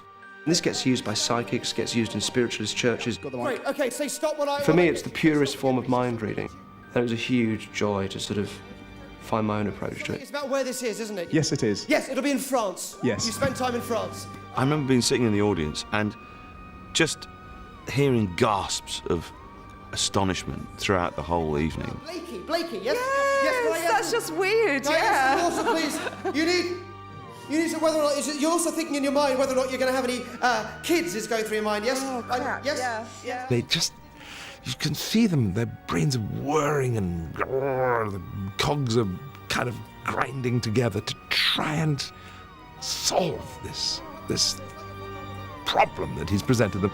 You need to look at this. You've been thinking about it, but it's...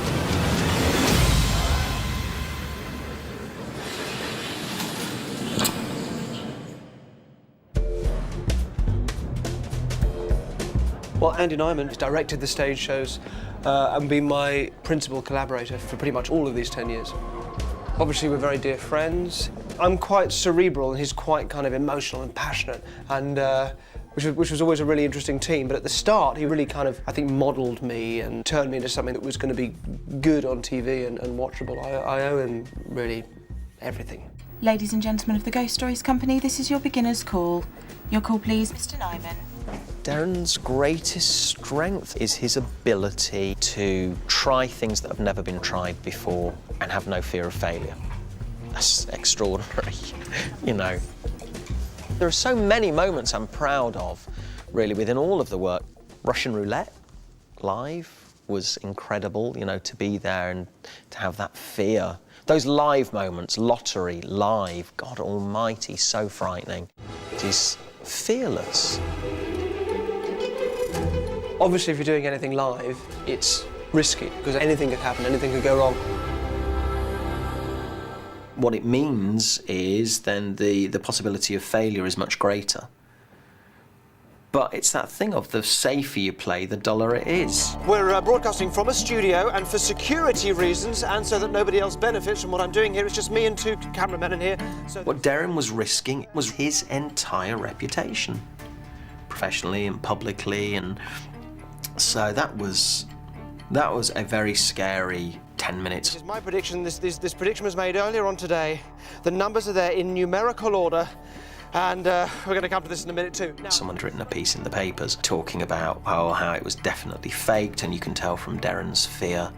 We've paused these moments here, and you can see Derren's micro expressions. And well, I am here to tell you that fear was tangible. Those are the lottery numbers for this week: 2, 11, 23, 28, 35 and 39. It felt like a tremendous success. It was the most viewed clip on YouTube in the world. You know, it made world headlines. The papers were full of, it was half balls, it was a mirror tube, it was split screen, it was, you know, and then you had all different versions on YouTube of people doing their solutions for it.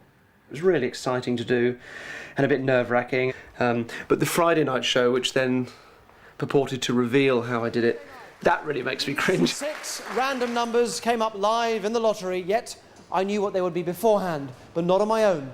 I had 24 very excited people hoping to predict them for me. The idea was you'd have this sort of slightly fishy explanation all the way through, that it was a wisdom of crowds explanation. And it was supposed to be a little bit kind of, really? Would that work? But then at the end, there was a big twist that actually I'd fixed it. But with the huge amount of scrutiny that eventually came with the show, we realised we couldn't do it. So I ended up, I think, just feeling a bit disingenuous, that I was expecting people to believe that's really how I did it. And I'm always careful not to sort of insult people, or not to just kind of lie like that. So it's the only thing I've done that I'm just not happy with at all. So if I'm ever asked how I predicted the lottery, I'm going to say it was just a trick. Good night.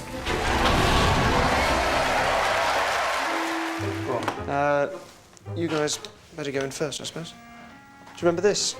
What, your loo? My loo, yeah, not do you remember my loo. We all remember my loo. Look, I put it in a loo. Ah! Oh, what a lovely treat for you. It is nice, isn't it? While you're having a poo. That was made for Little Britain USA. Yeah. But I tell you what, if that doesn't help you do a shit, if that doesn't inspire you to poo, I don't know what will. Well, I really don't know what will. Or more. Good luck. Or more. Perhaps a number 3. Not saying it hasn't happened. A number 3. Let's not talk about that. Let's leave. Let's quit while we're leave behind. the documentary crew in the toilet. Yes.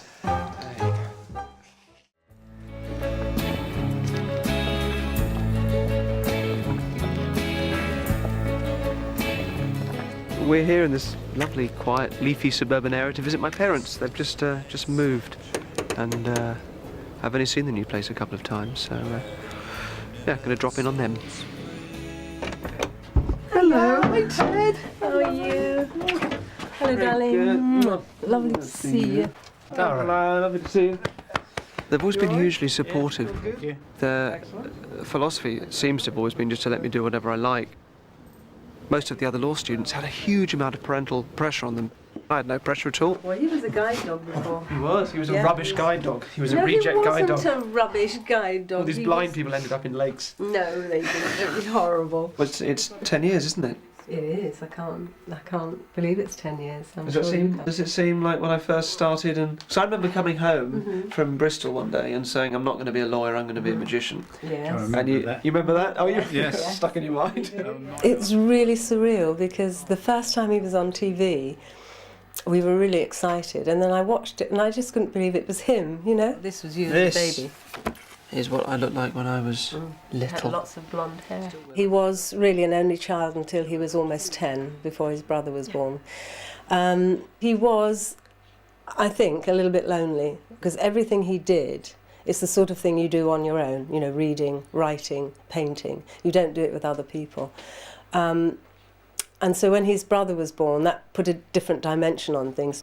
I remember you said, "Oh, we're going to go to a fun fair and go on a roller coaster." Yeah. But before we do that, you need to get into this suitcase at the top of the stairs. And I thought, okay, that's fine. I can do that. So I got in it, and you shut it, and then just kicked it down the stairs. And then I didn't really want to go after that, and we never went. Yeah. I don't remember that. I remember that. In secondary school, if you weren't really part of the kind of sporty crowd, then, you know, I just got the piss taken out of me.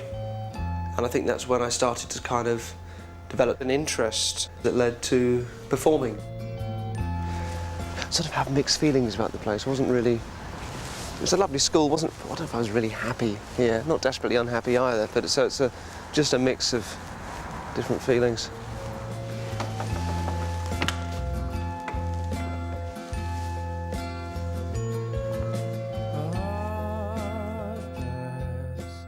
I was never really bullied per se, but I was definitely a bit kind of picked on by kind of some of those rougher kids. Thank God it's the rougher kids that go on to have the really boring jobs and adult lives, while it's the kids that get picked on that grow up to do the interesting things. My father was the swimming instructor at the school. He was the swimming guy. He was Bob Brown with his cigar and his little Speedos.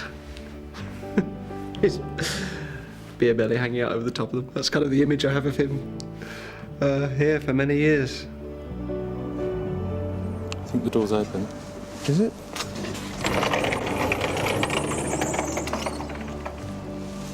Wow. This is what was the swimming pool. They've allowed me to come and have a peek because it means so much to me, this place. This was my dad's empire, really. Oh, the sound, the acoustic is great. It still sounds like a swimming pool, doesn't it? Imagine doing exams in here. Hello!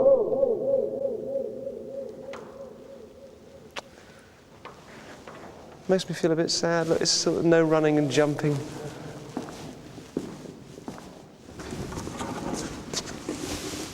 Oh my God, you can get to the bottom of the pool. I'm so going to get detention for this.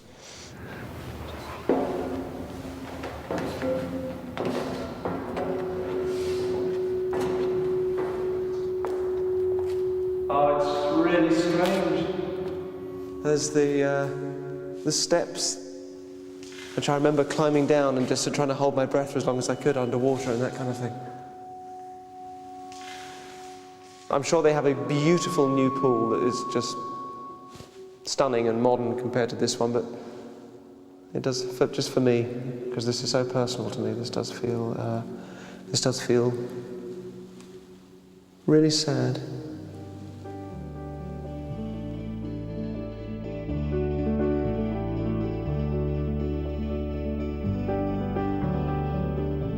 Something about seeing everything stripped away makes me see how far I've come. I was closer to my mum, I think, when I was younger, but as I've grown up, I've got closer to my dad.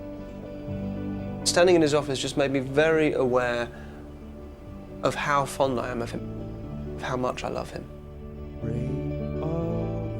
Just nostalgia, that sort of melancholy is bittersweet. Which I suppose is what melancholy is, isn't it?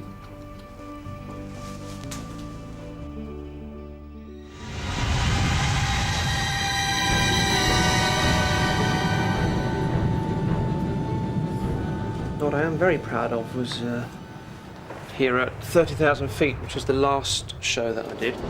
Ladies and gentlemen, may I have your attention, please? Due to a medical emergency, I'm sorry to report that the captain is currently incapacitated. It has become necessary to ask if there is a passenger on board who will be willing to help land this plane. The idea of having somebody in an aeroplane and there's hidden cameras everywhere, and there's, you know, somebody has to land the plane because everyone's ill. Who's going to help?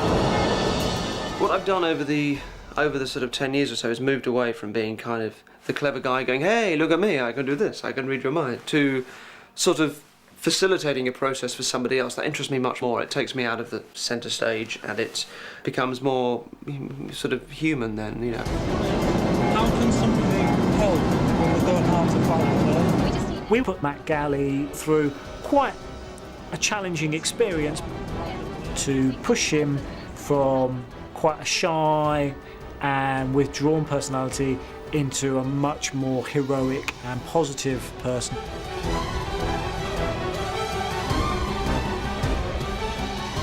When I wake him up, he will believe he's entering the cockpit, faced with the challenge of landing the plane and saving the lives of over 100 passengers. Oh my God. It was just so completely outrageous. My kids were just screaming at the television, just like, oh my God, what's going to happen? Glide slow. Now slow. 10. Well done. Yeah, keep it nice and straight there, Matt. That's a really good job, mate. I've not felt that emotional about anything for many, many years. I welled up, I choked. So it was through pride.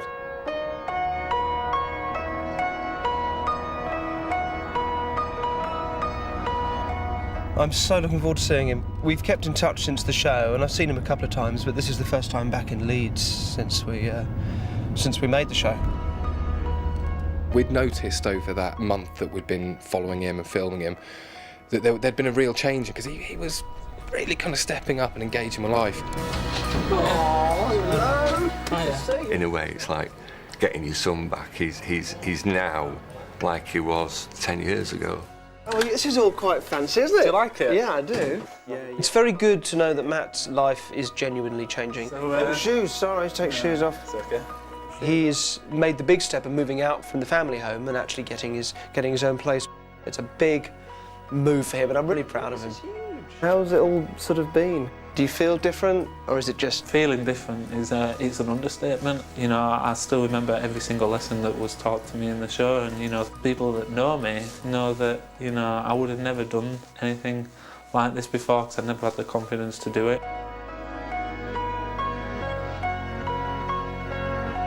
You did it, Matt. Listen to me. You are a hero, Matt.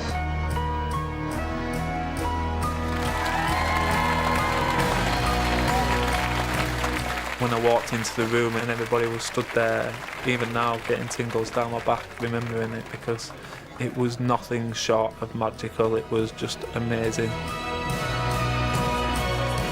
My girlfriend Liv was in floods of tears. I've never seen her like that before.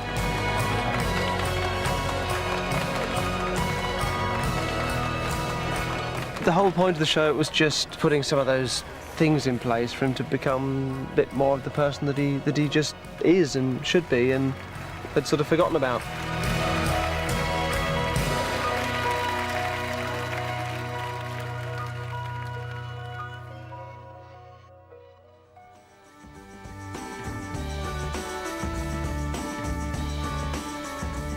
Endlessly provocative. I think that's probably what he would like it to be, and I think that's exactly what it is. What Derren's brought back to magic is good old-fashioned, old-time theatricality. And by doing that, he's just re-energized it, made it more kind of, just made it cool again. If I had to sum Derren up in 3 words, I'd say man with beard.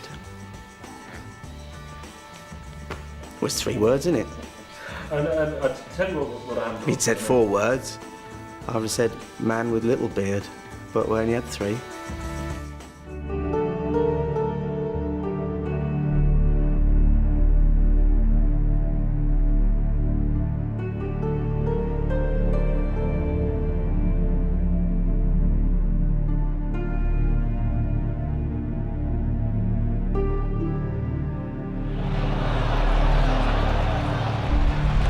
I'm here at Sandown Racecourse in Surrey. They're expecting 15,000 people here today and £500,000 to be exchanged in cash. I'm here because I've developed a guaranteed system for winning at the horses. This system allows me to predict 24 hours in advance, quite openly, which horse will win in big high-profile races. Now, to prove this, 6 weeks ago, I took a woman, a random member of the public, and I told her which horse was going to win in a certain race. It did win, she was intrigued. I then did it again and again and again. She started to bet larger and larger amounts of money. Now today, that woman has scraped together every last penny that she can find, and she is risking it all on one final race. Is it really possible to accurately predict the winner of a horse race again and again and again? I'm going to tell you exactly how that's done. Welcome to the system.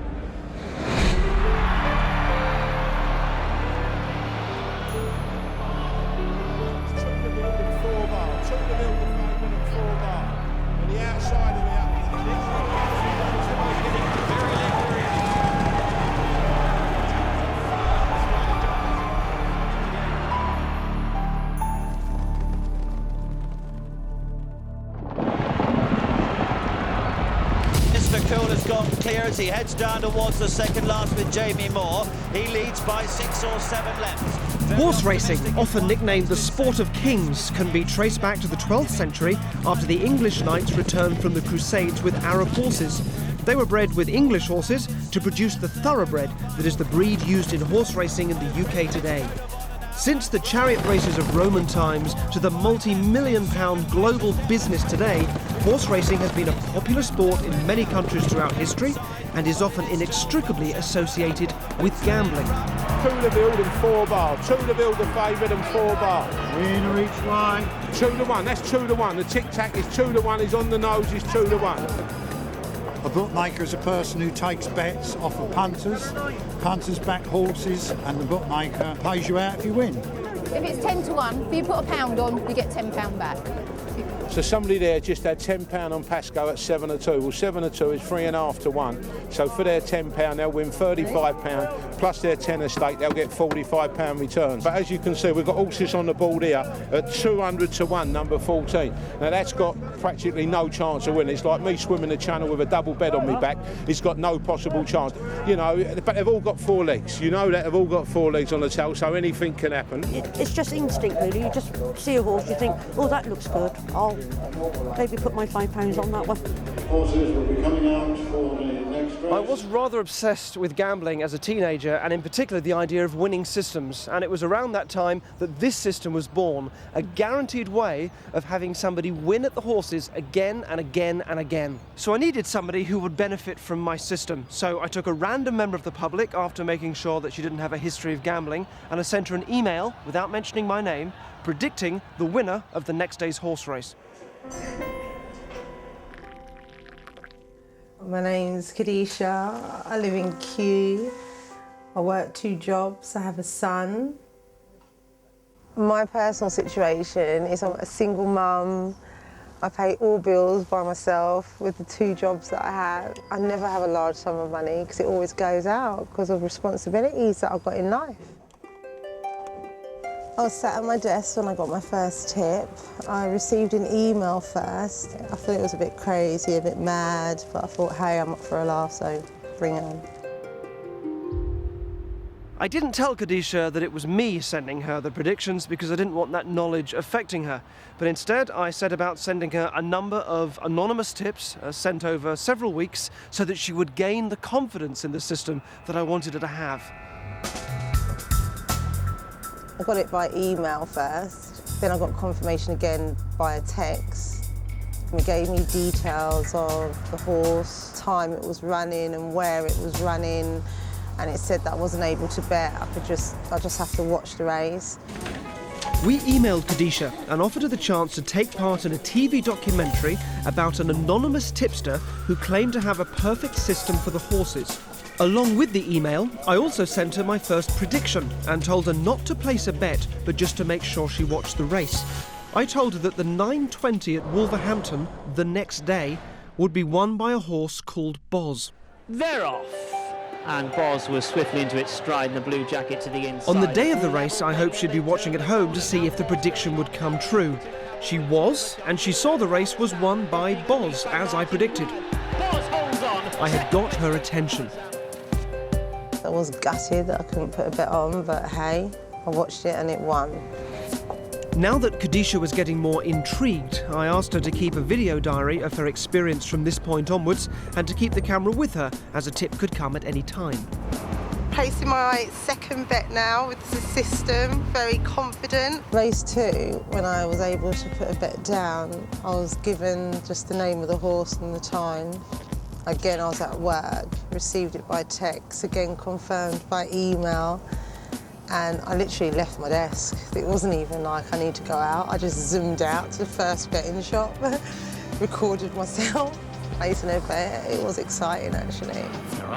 My next prediction for Kadisha, again 24 hours in advance of the race, was for the 6:37 at Suffolk Downs in Boston, in America, and for a horse called Laced Up to win. When I was in Boston, I was like, how can you know who's going to win in Boston? After that comes Laced Up, local. The system guarantees a winner, but despite how impossible that sounds, Kadisha was prepared to put up some of her own money. Laced Up's coming up the rails. Amazingly, impossibly, as the system predicted, Laced Up won, despite not being the favourite. Laced Up gets up on the inside. And Kadisha picked up her first winnings. The second race I won about 28 quid. Race 3 was at Carlisle, and my prediction was for Naunton Brook to win, even though it was an 18 to 1 outsider, and therefore the horse that was least likely to win the race. Me again, still here. Well, as you can see, I'm in the bookies now. Carlisle race, I've been told. So I'm now gonna write out my slip. Fingers crossed. Norton Brook, 18 to 1, £20 to win. It better win, okay? Very anxious, nervous, you know, very excited because the last 2 races won. Oh, good God, this better win. Oh my God, and they're off. I've been confident in the system so far, so I'm going to remain confident. Holding this paper very tightly. 3 left to jump, and Norton Brook keeps galloping on. Norton Brook leads, oh my God. And they come inside a final furlong. Norton Brook's been out in front for a long time. 2 miles west is gaining with every stride. Oh my God, the horse is catching up. Oh my God, the horse is catching up. Together, Norton Brook, 2 miles west, it goes to the judge. Norton Brook has won. Thank you, the system. Oh my God, show me the money. Oh my God, show me the money. Ah! Can you believe that? On camera. This is Kadisha's 3rd win in a row. She's just won £360 from a £20 bet on an 18 to 1 outsider that no one thought should win the race. My prediction for race 4, the 2:45 at Wolverhampton, was a horse called Formation. Race 4, I was out in a bar with my friends. Oh my God, he's going to win again, I'm telling you. I've got so much confidence. I was still in disbelief on who this person is, this anonymous person is, who's this system, what is the system. Formation will put favourite backers on good terms, and so too Jamie Spencer, who once again moves 2 ahead of 7. Yeah! The chance of 4 wins in a row being predicted at random are already over 1,000 to 1, but the system guarantees a win. Kadisha's now won 4 times in a row and gained nearly £500 in cash. I've managed to convince her the system works and that something extraordinary is happening. I did feel good winning loads of money all the time. Part of what makes the system seem so impossible is that it defies our understanding of probability and influence over future events. And I'm going to show you something now which is impossible in exactly the same way. And that is to toss a coin fairly 10 times in a row and have it come up heads every time. Now, we film this under controlled conditions with multiple cameras that won't cut away, and it's a genuine coin with heads on one side and tails on the other. But I want you to watch this and try and work out how it can be possible, because the key to understanding this is the key to understanding the system. 10 heads in a row. Watch.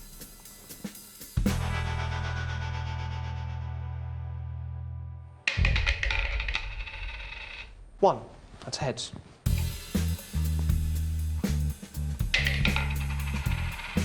Two, that's heads. 3, heads.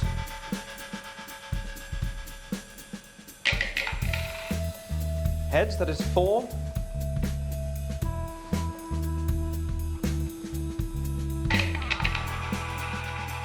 Heads, 5.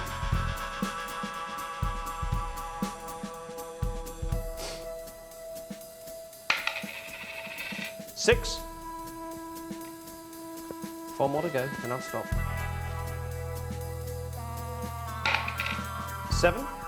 3 more.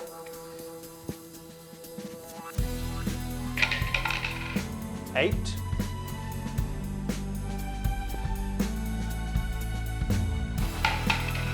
9 heads. Last one.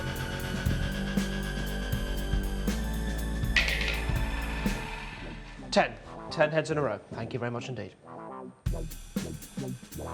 I'll show you later on exactly how that's possible, but for now I need to take what I'm doing with the coin and apply that to the horse races so that I can predict again and again the results of the races and convince Kadisha that my system really works.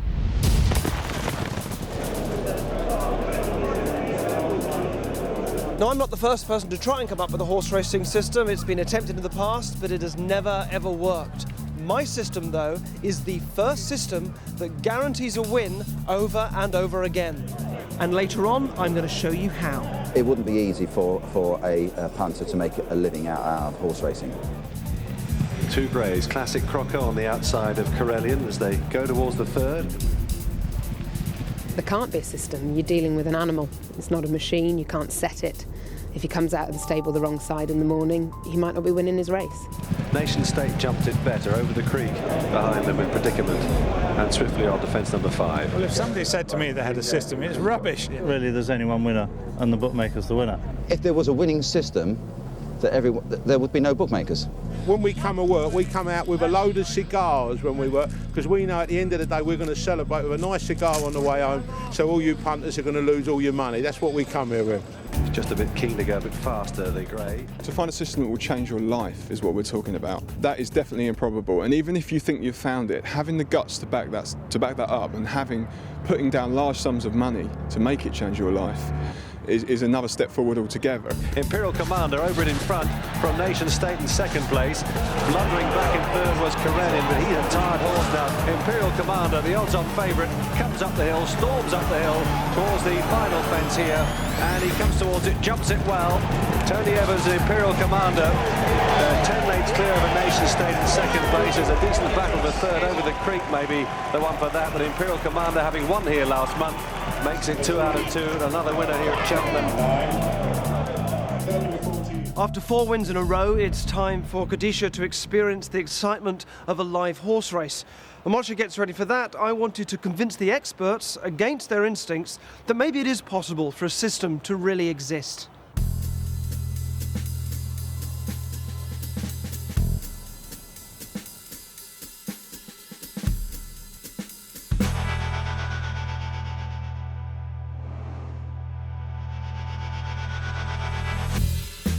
I arranged to meet some racing experts to test out some of my ideas and hopefully convince them that I could indeed have a reliable system. Phil Bell is the manager of Fontwell Park Racecourse. Katie Stevens is the manager of Hereford Racecourse. James Pyman is a journalist and tipster for the Racing Post. Jim Boyle is a racehorse trainer and a council member of the National Trainers Federation.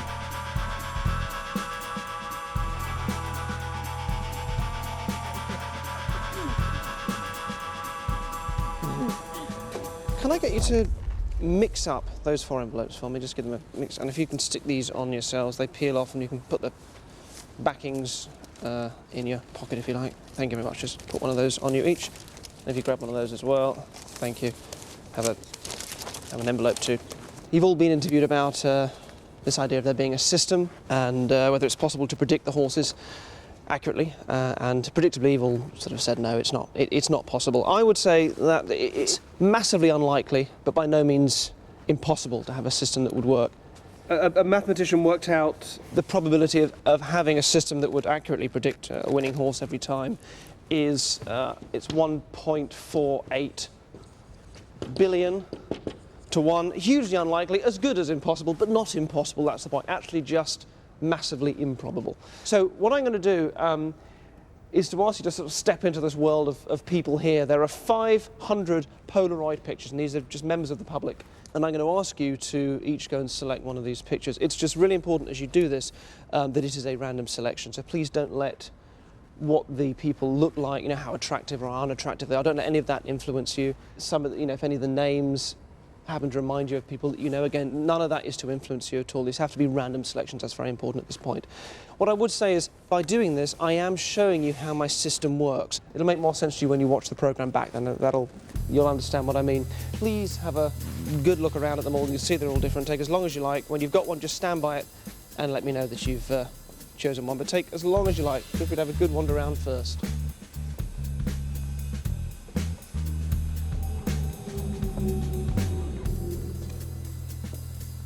The pictures themselves have long numbers on the back, but don't worry about those for now. Those will be important later on.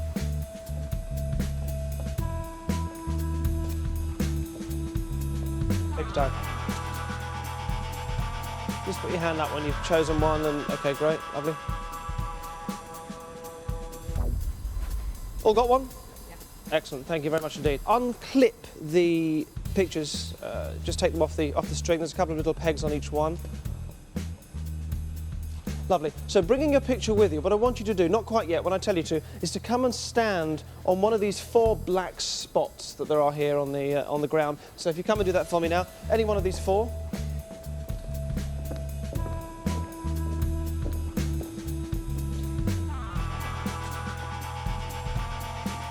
Excellent. Thank you very much indeed. So there are 500 pictures there.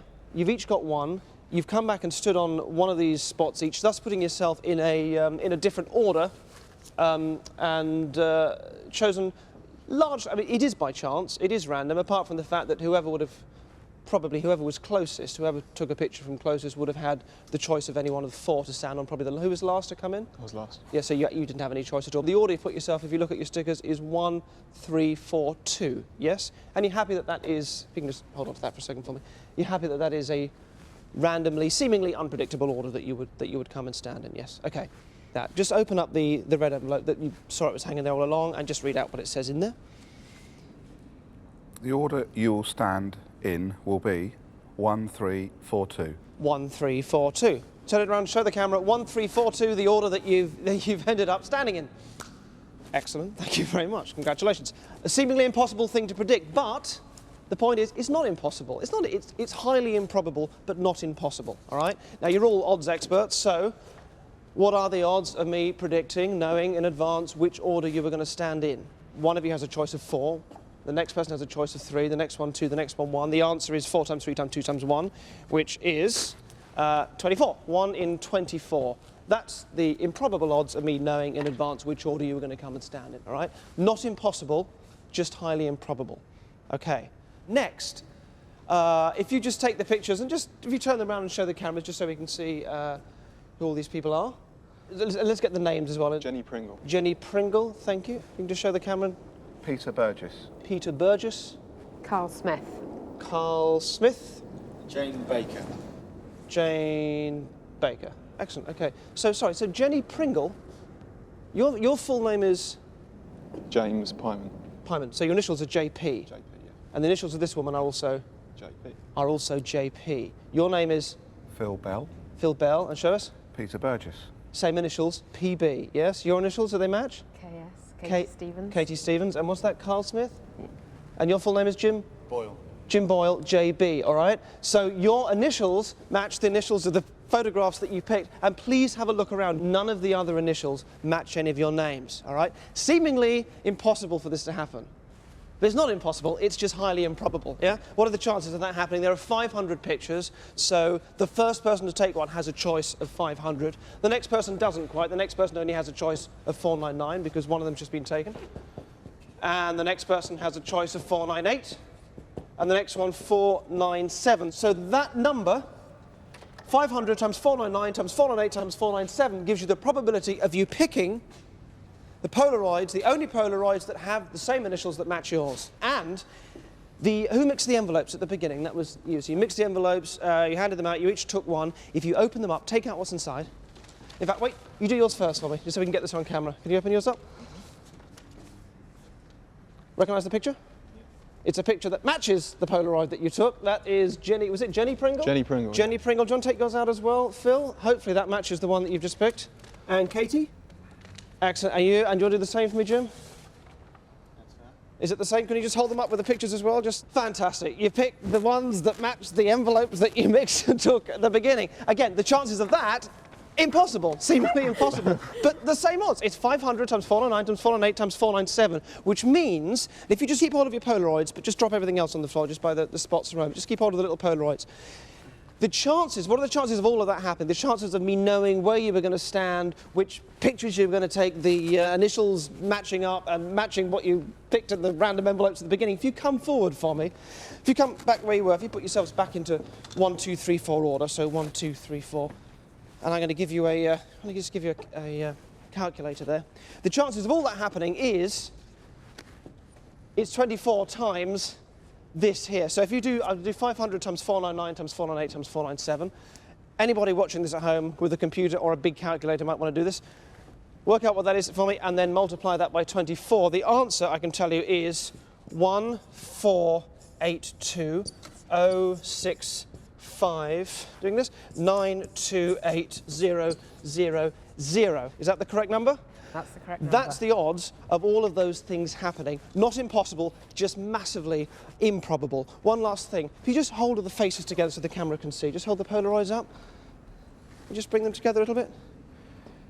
Excellent. I did say there were numbers on the back, not to pay any attention to them yet, all right? Now I'm going to turn these around. Have a look at them on the back before I turn them around. 1482, 065, 928, 000.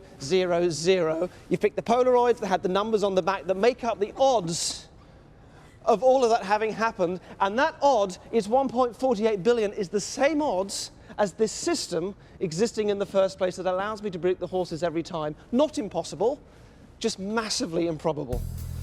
Thank you very much. Something for you to think about. Cheers. Thanks for taking part. Thank you, Jim. Phil, pleasure. Thank you. Thank you very Katie, much. thank you very much indeed. Excellent. I shall leave you with those numbers. Cheers. Mesmerised. I can't believe what I've seen, really. I'm absolutely flabbergasted. I was trying to turn the numbers over in my head and work out, as Derren was going along, what the probability was. I quickly got lost, and the number just got bigger and bigger and bigger. You know, it's just astonishing. I think if he wants to come and work for the Racing Post, then I'm sure there'll be a job offer for him. I mean, I think if horses are as predictable as humans, then Derren's on to an absolute winner. My opinion has changed. I thought it was pretty much impossible, and I'm now curious to know what he's come up with. I said initially that it depends what side of the stable the horse comes out in the morning, but I think Derren would probably know.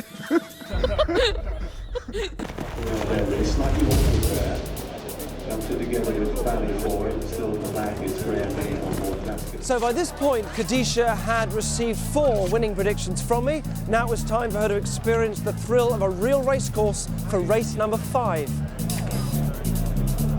For race 5, we now go to Newbury for a high-profile and well-attended event.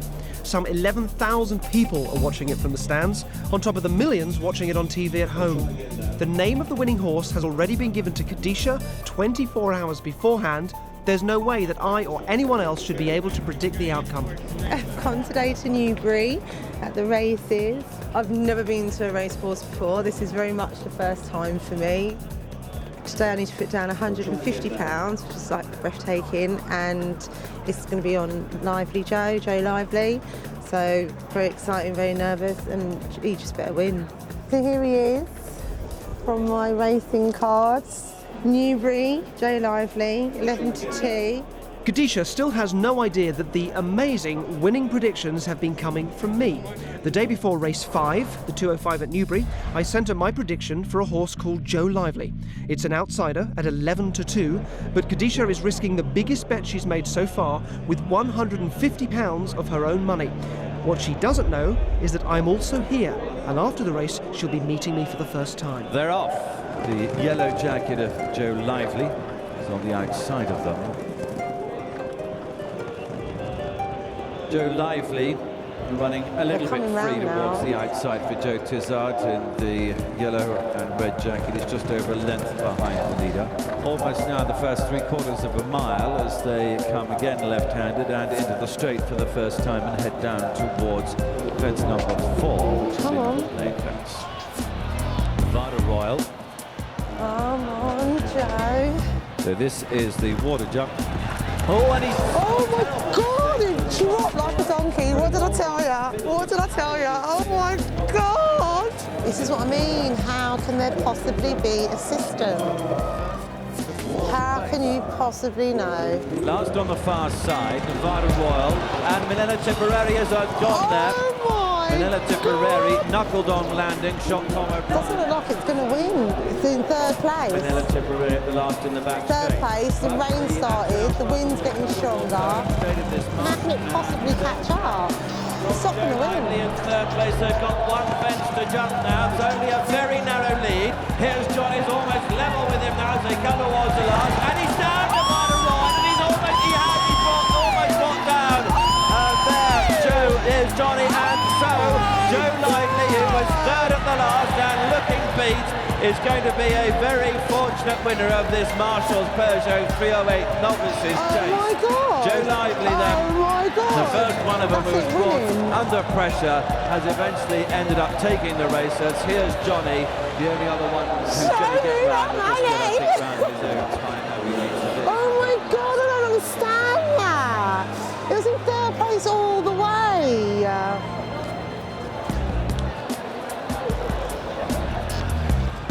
Can you believe it? That's not bad beginner's luck.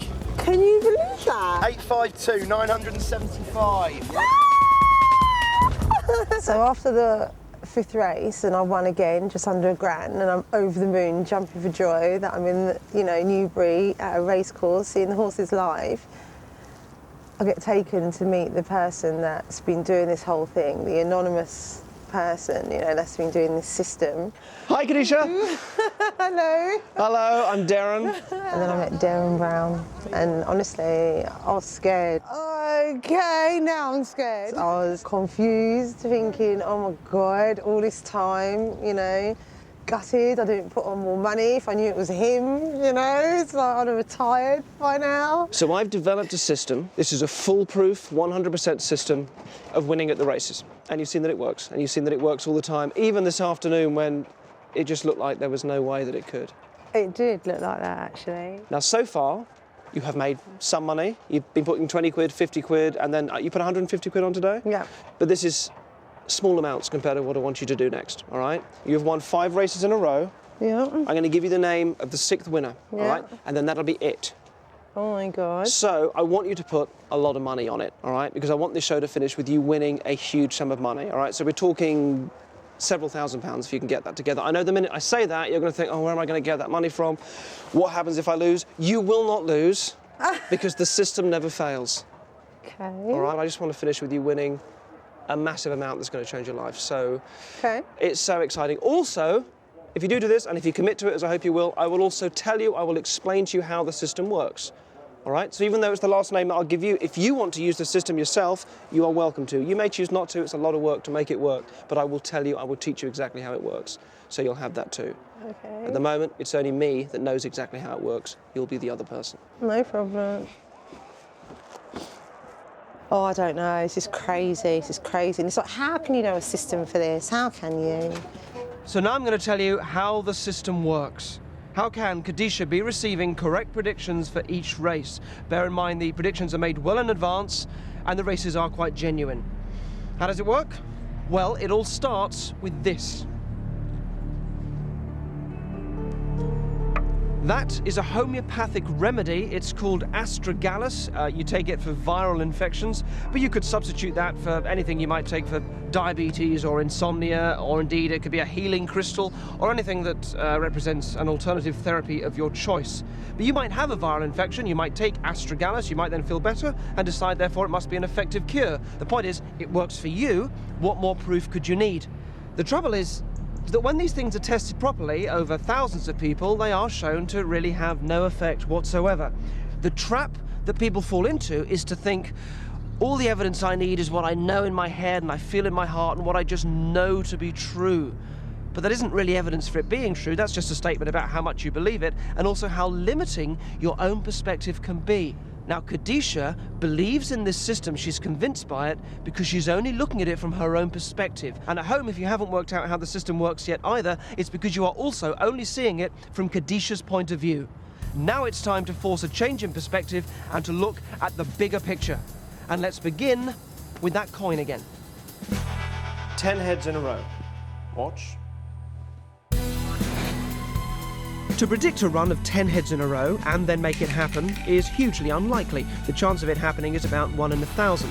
However, if you flip a coin thousands of times and record the results, somewhere along that line of heads and tails, a line of 10 heads is actually very likely to appear. Okay, 10 heads in a row. That's 1. To work out the system, you need to understand that we can only know what comes from our own limited experience. And our experience can often be very far from the truth.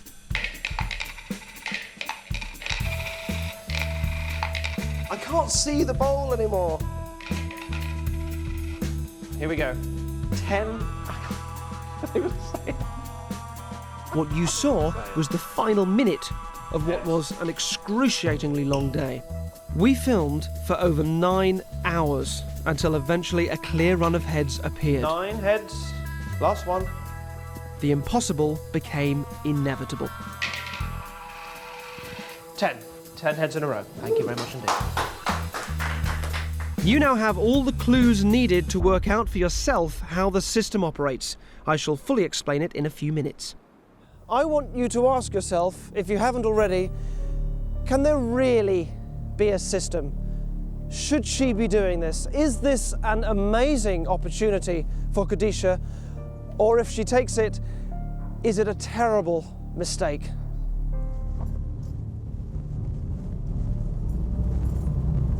I'm going to my dad's because I'm going to go and get some cash to put down on the final race. My personal situation is I'm broke.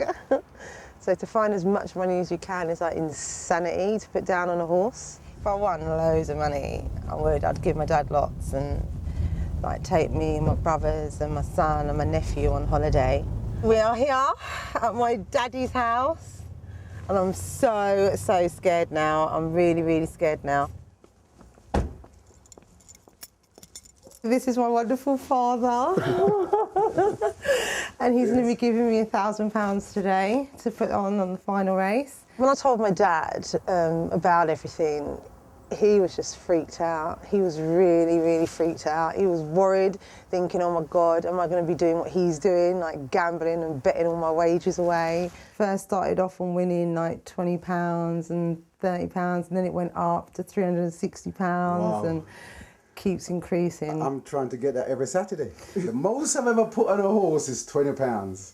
And I doubled and I lost. And when I lost, I says, that's it, never ever again. He was just like shocked, you know, he didn't really believe that this was to do with a TV programme. Thank you. £1,000 from my dad. That's a lot of money for a horse. Got the money from my dad. £1,000. Feeling very nervous, but I'm ready to roll. Come on, baby.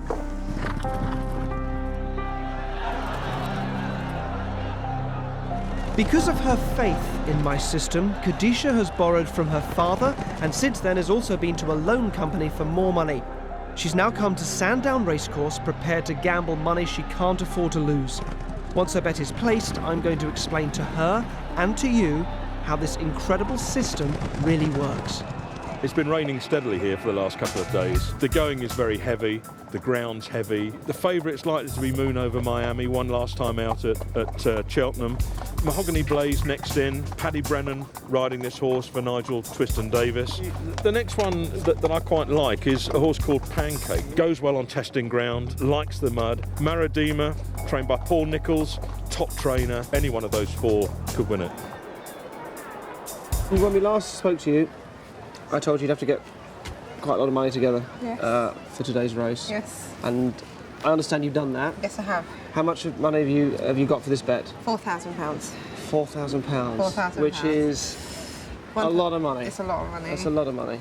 Can you tell me how you got that? I know you ended up getting some from a loan company, but yeah, and my dad as well. I got some from my dad, so that's what makes it more scary for me. Because I got some of my dad's money. And did you tell your dad exactly what it was for? Yes, and that's what made it even worse. So your tip for today is horse number 2.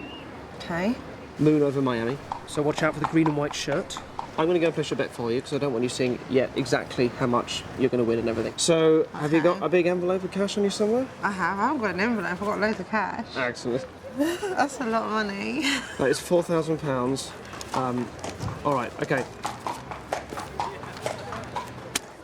You definitely right to do this? Yeah. Absolutely. I trust the system and you. I'll go do it before the queue gets too long. I'll see you in a bit. Okay. I'm really crapping it. Have I lost the plot? Am I really here? Is this really going on? Taking £1,000 from my dad makes me feel very overwhelmed and more anxious. That's it. That's your £4,000. This is worth a lot of money. Please don't drop it or lose it. You all right? Deep breaths, deep breaths. Do you want to know how it's done? Yeah?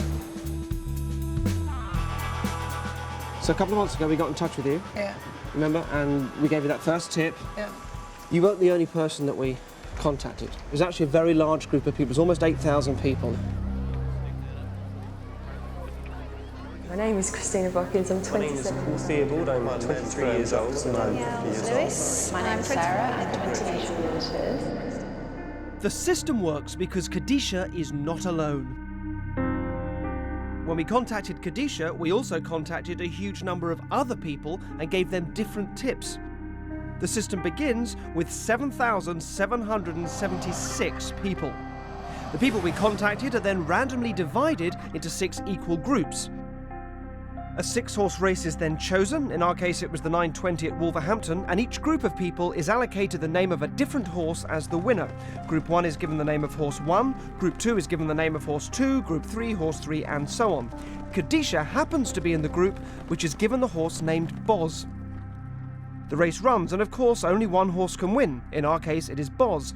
Apologies are then sent to the 5 groups of people whose horses do not win, blaming a glitch in the system, and they disappear from the process. Kadisha happens to be one of those people in the successful group which has had a winning horse. Now for race 2, this group is again split randomly into another 6 equal groups. So today's Sunday, I'm waiting for my latest tip. Well, I'm en route to the bookies now, so this will be my second bet. Just found out we've got the next bet through. It's going to be the first time I've ever been in bookies in my life, and it's going to be only the second time I've ever actually put a bet on. I'm in the bookmakers, just at the moment seeing which horses are running and where they're running from. Placing my second bet now with the system, very confident. Again, Kadisha happens to be in the winning group, and the other 5 groups with losing horses are eliminated from the process. Exactly the same happens again for race 3. The winning group from the previous race is split into 6 equal groups. Race 3 is the 220 at Carlisle, and Naunton Brook wins, giving us just 36 people, including Kadisha, who have had 3 consecutive winners in a row. In race 4, those 36 are divided into 6 groups of 6, and each is given the name of a horse in another 6-horse race. In our case, the race is the 345 at Newbury, and Formation wins, reducing the number of people from 36 to just our winning 6 people, one of whom happens to be Kadisha. So I do it again and again and again, and each time this group is narrowing and narrowing and narrowing, and you're just happening to be in the winning group each time as it goes through. Now this continues to last week. You were not the only person there being filmed thinking they were taking part in this show. We kept you all apart, you're all being filmed, you all think you're the only person being filmed for this show. It's 9-2, and it's Manera Tipperary. Well, I've just put on 150 quid of my own money on Here's Johnny. The horse I betted on is called Nevada Royale. None of you can understand how you've had these winning names all the way through, but we didn't know which one of you would win. Last on the far side, Nevada Royal, and Manera Tipperary has gone there. The ride has just fallen off, so I guess that would be a lost bet. Here's Johnny's almost level with him now as they come towards the last, and he's down Nevada Royal, and he's almost down. No! Here's Johnny, and so Joe Lively, who I don't believe it. I don't believe it. Didn't work. You win some, you lose some. Oh, my horse didn't win.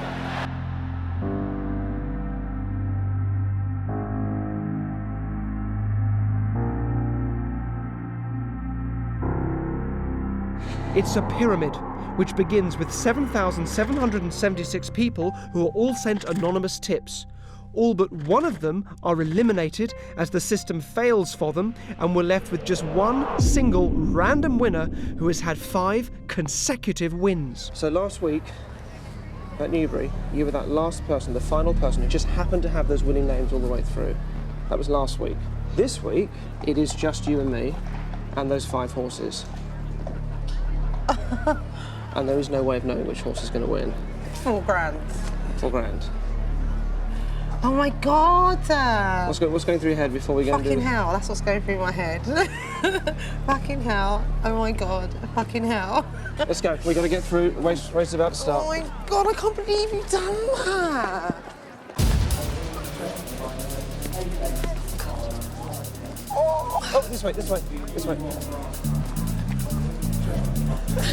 So now you know, the system is not a horse racing system, it's a belief system. Now my heart is racing. An elaborate process designed to convince one person that she will win, impossibly, again and again. Oh my God. A system so powerful that Kadisha has put up money she cannot afford on a race that cannot be predicted. Oh no! But if it doesn't win, I will faint here, and then I'll cry until I die. It's, I don't know. I feel sick. I feel faint. Remember, it's Moon over Miami in the green and white checks. They're off. There they go. Maradima from Pancake stepping away. Tapes. Penny Blaze back in third. Moon over Miami. The green and white jacket, probably a little bit behind them. Heading down the side of the course, downhill, Maradima. 5 or 6 lengths to Moon over Miami. It's raining, they can slip.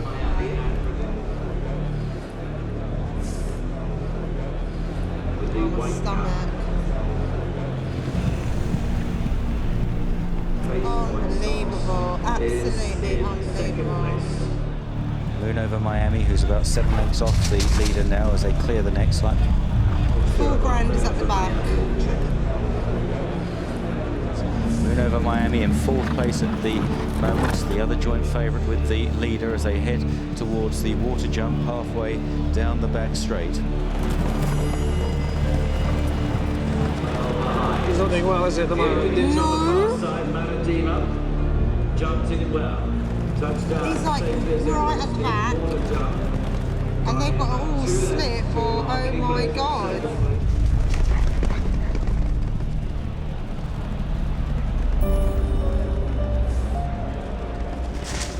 Moon over Miami on the right there, the green and white jacket.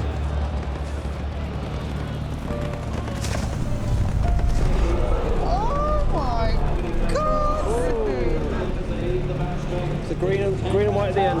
Back with the leaders, it is Maradima who's made all the running so far and tackled in second by Mahogany Blaze on the right. Back in third, the big white face aboard Pancake and Moon over Miami, now coming under a bit of pressure in 4th place. Oh my god! But it's last, I don't understand. It should be third. Moon over Miami is very disappointing, looks beat as they run round the final turn.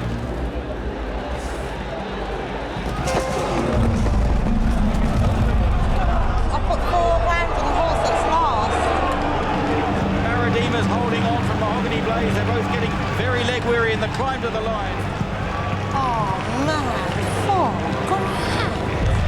But Maradima, with a fluent display of jumping, wins the Henry VIII Novices Chase from Mahogany Blaze in second. Pancake back in third, then Moon over Miami. He didn't win, that's 4 grand gone. And how can I not win? And I won 5 times already.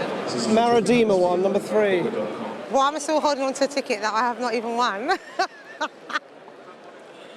I could cry now. I could cry, but it's only because you're bloody recording, well, I won't. But I could, because it's like £4,000.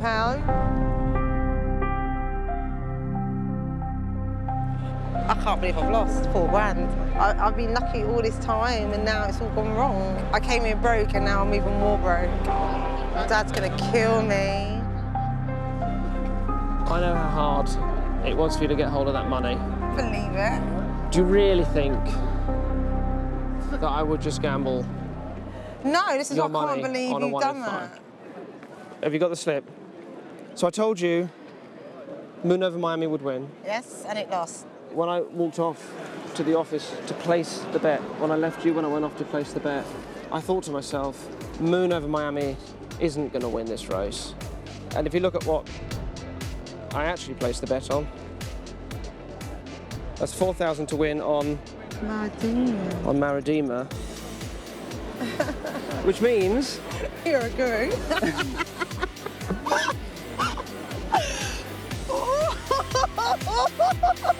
It's 13 grand that you've just won. Oh, my dad's gonna love you. That's not right, doing that. Come on, let's go get your cash before the next race.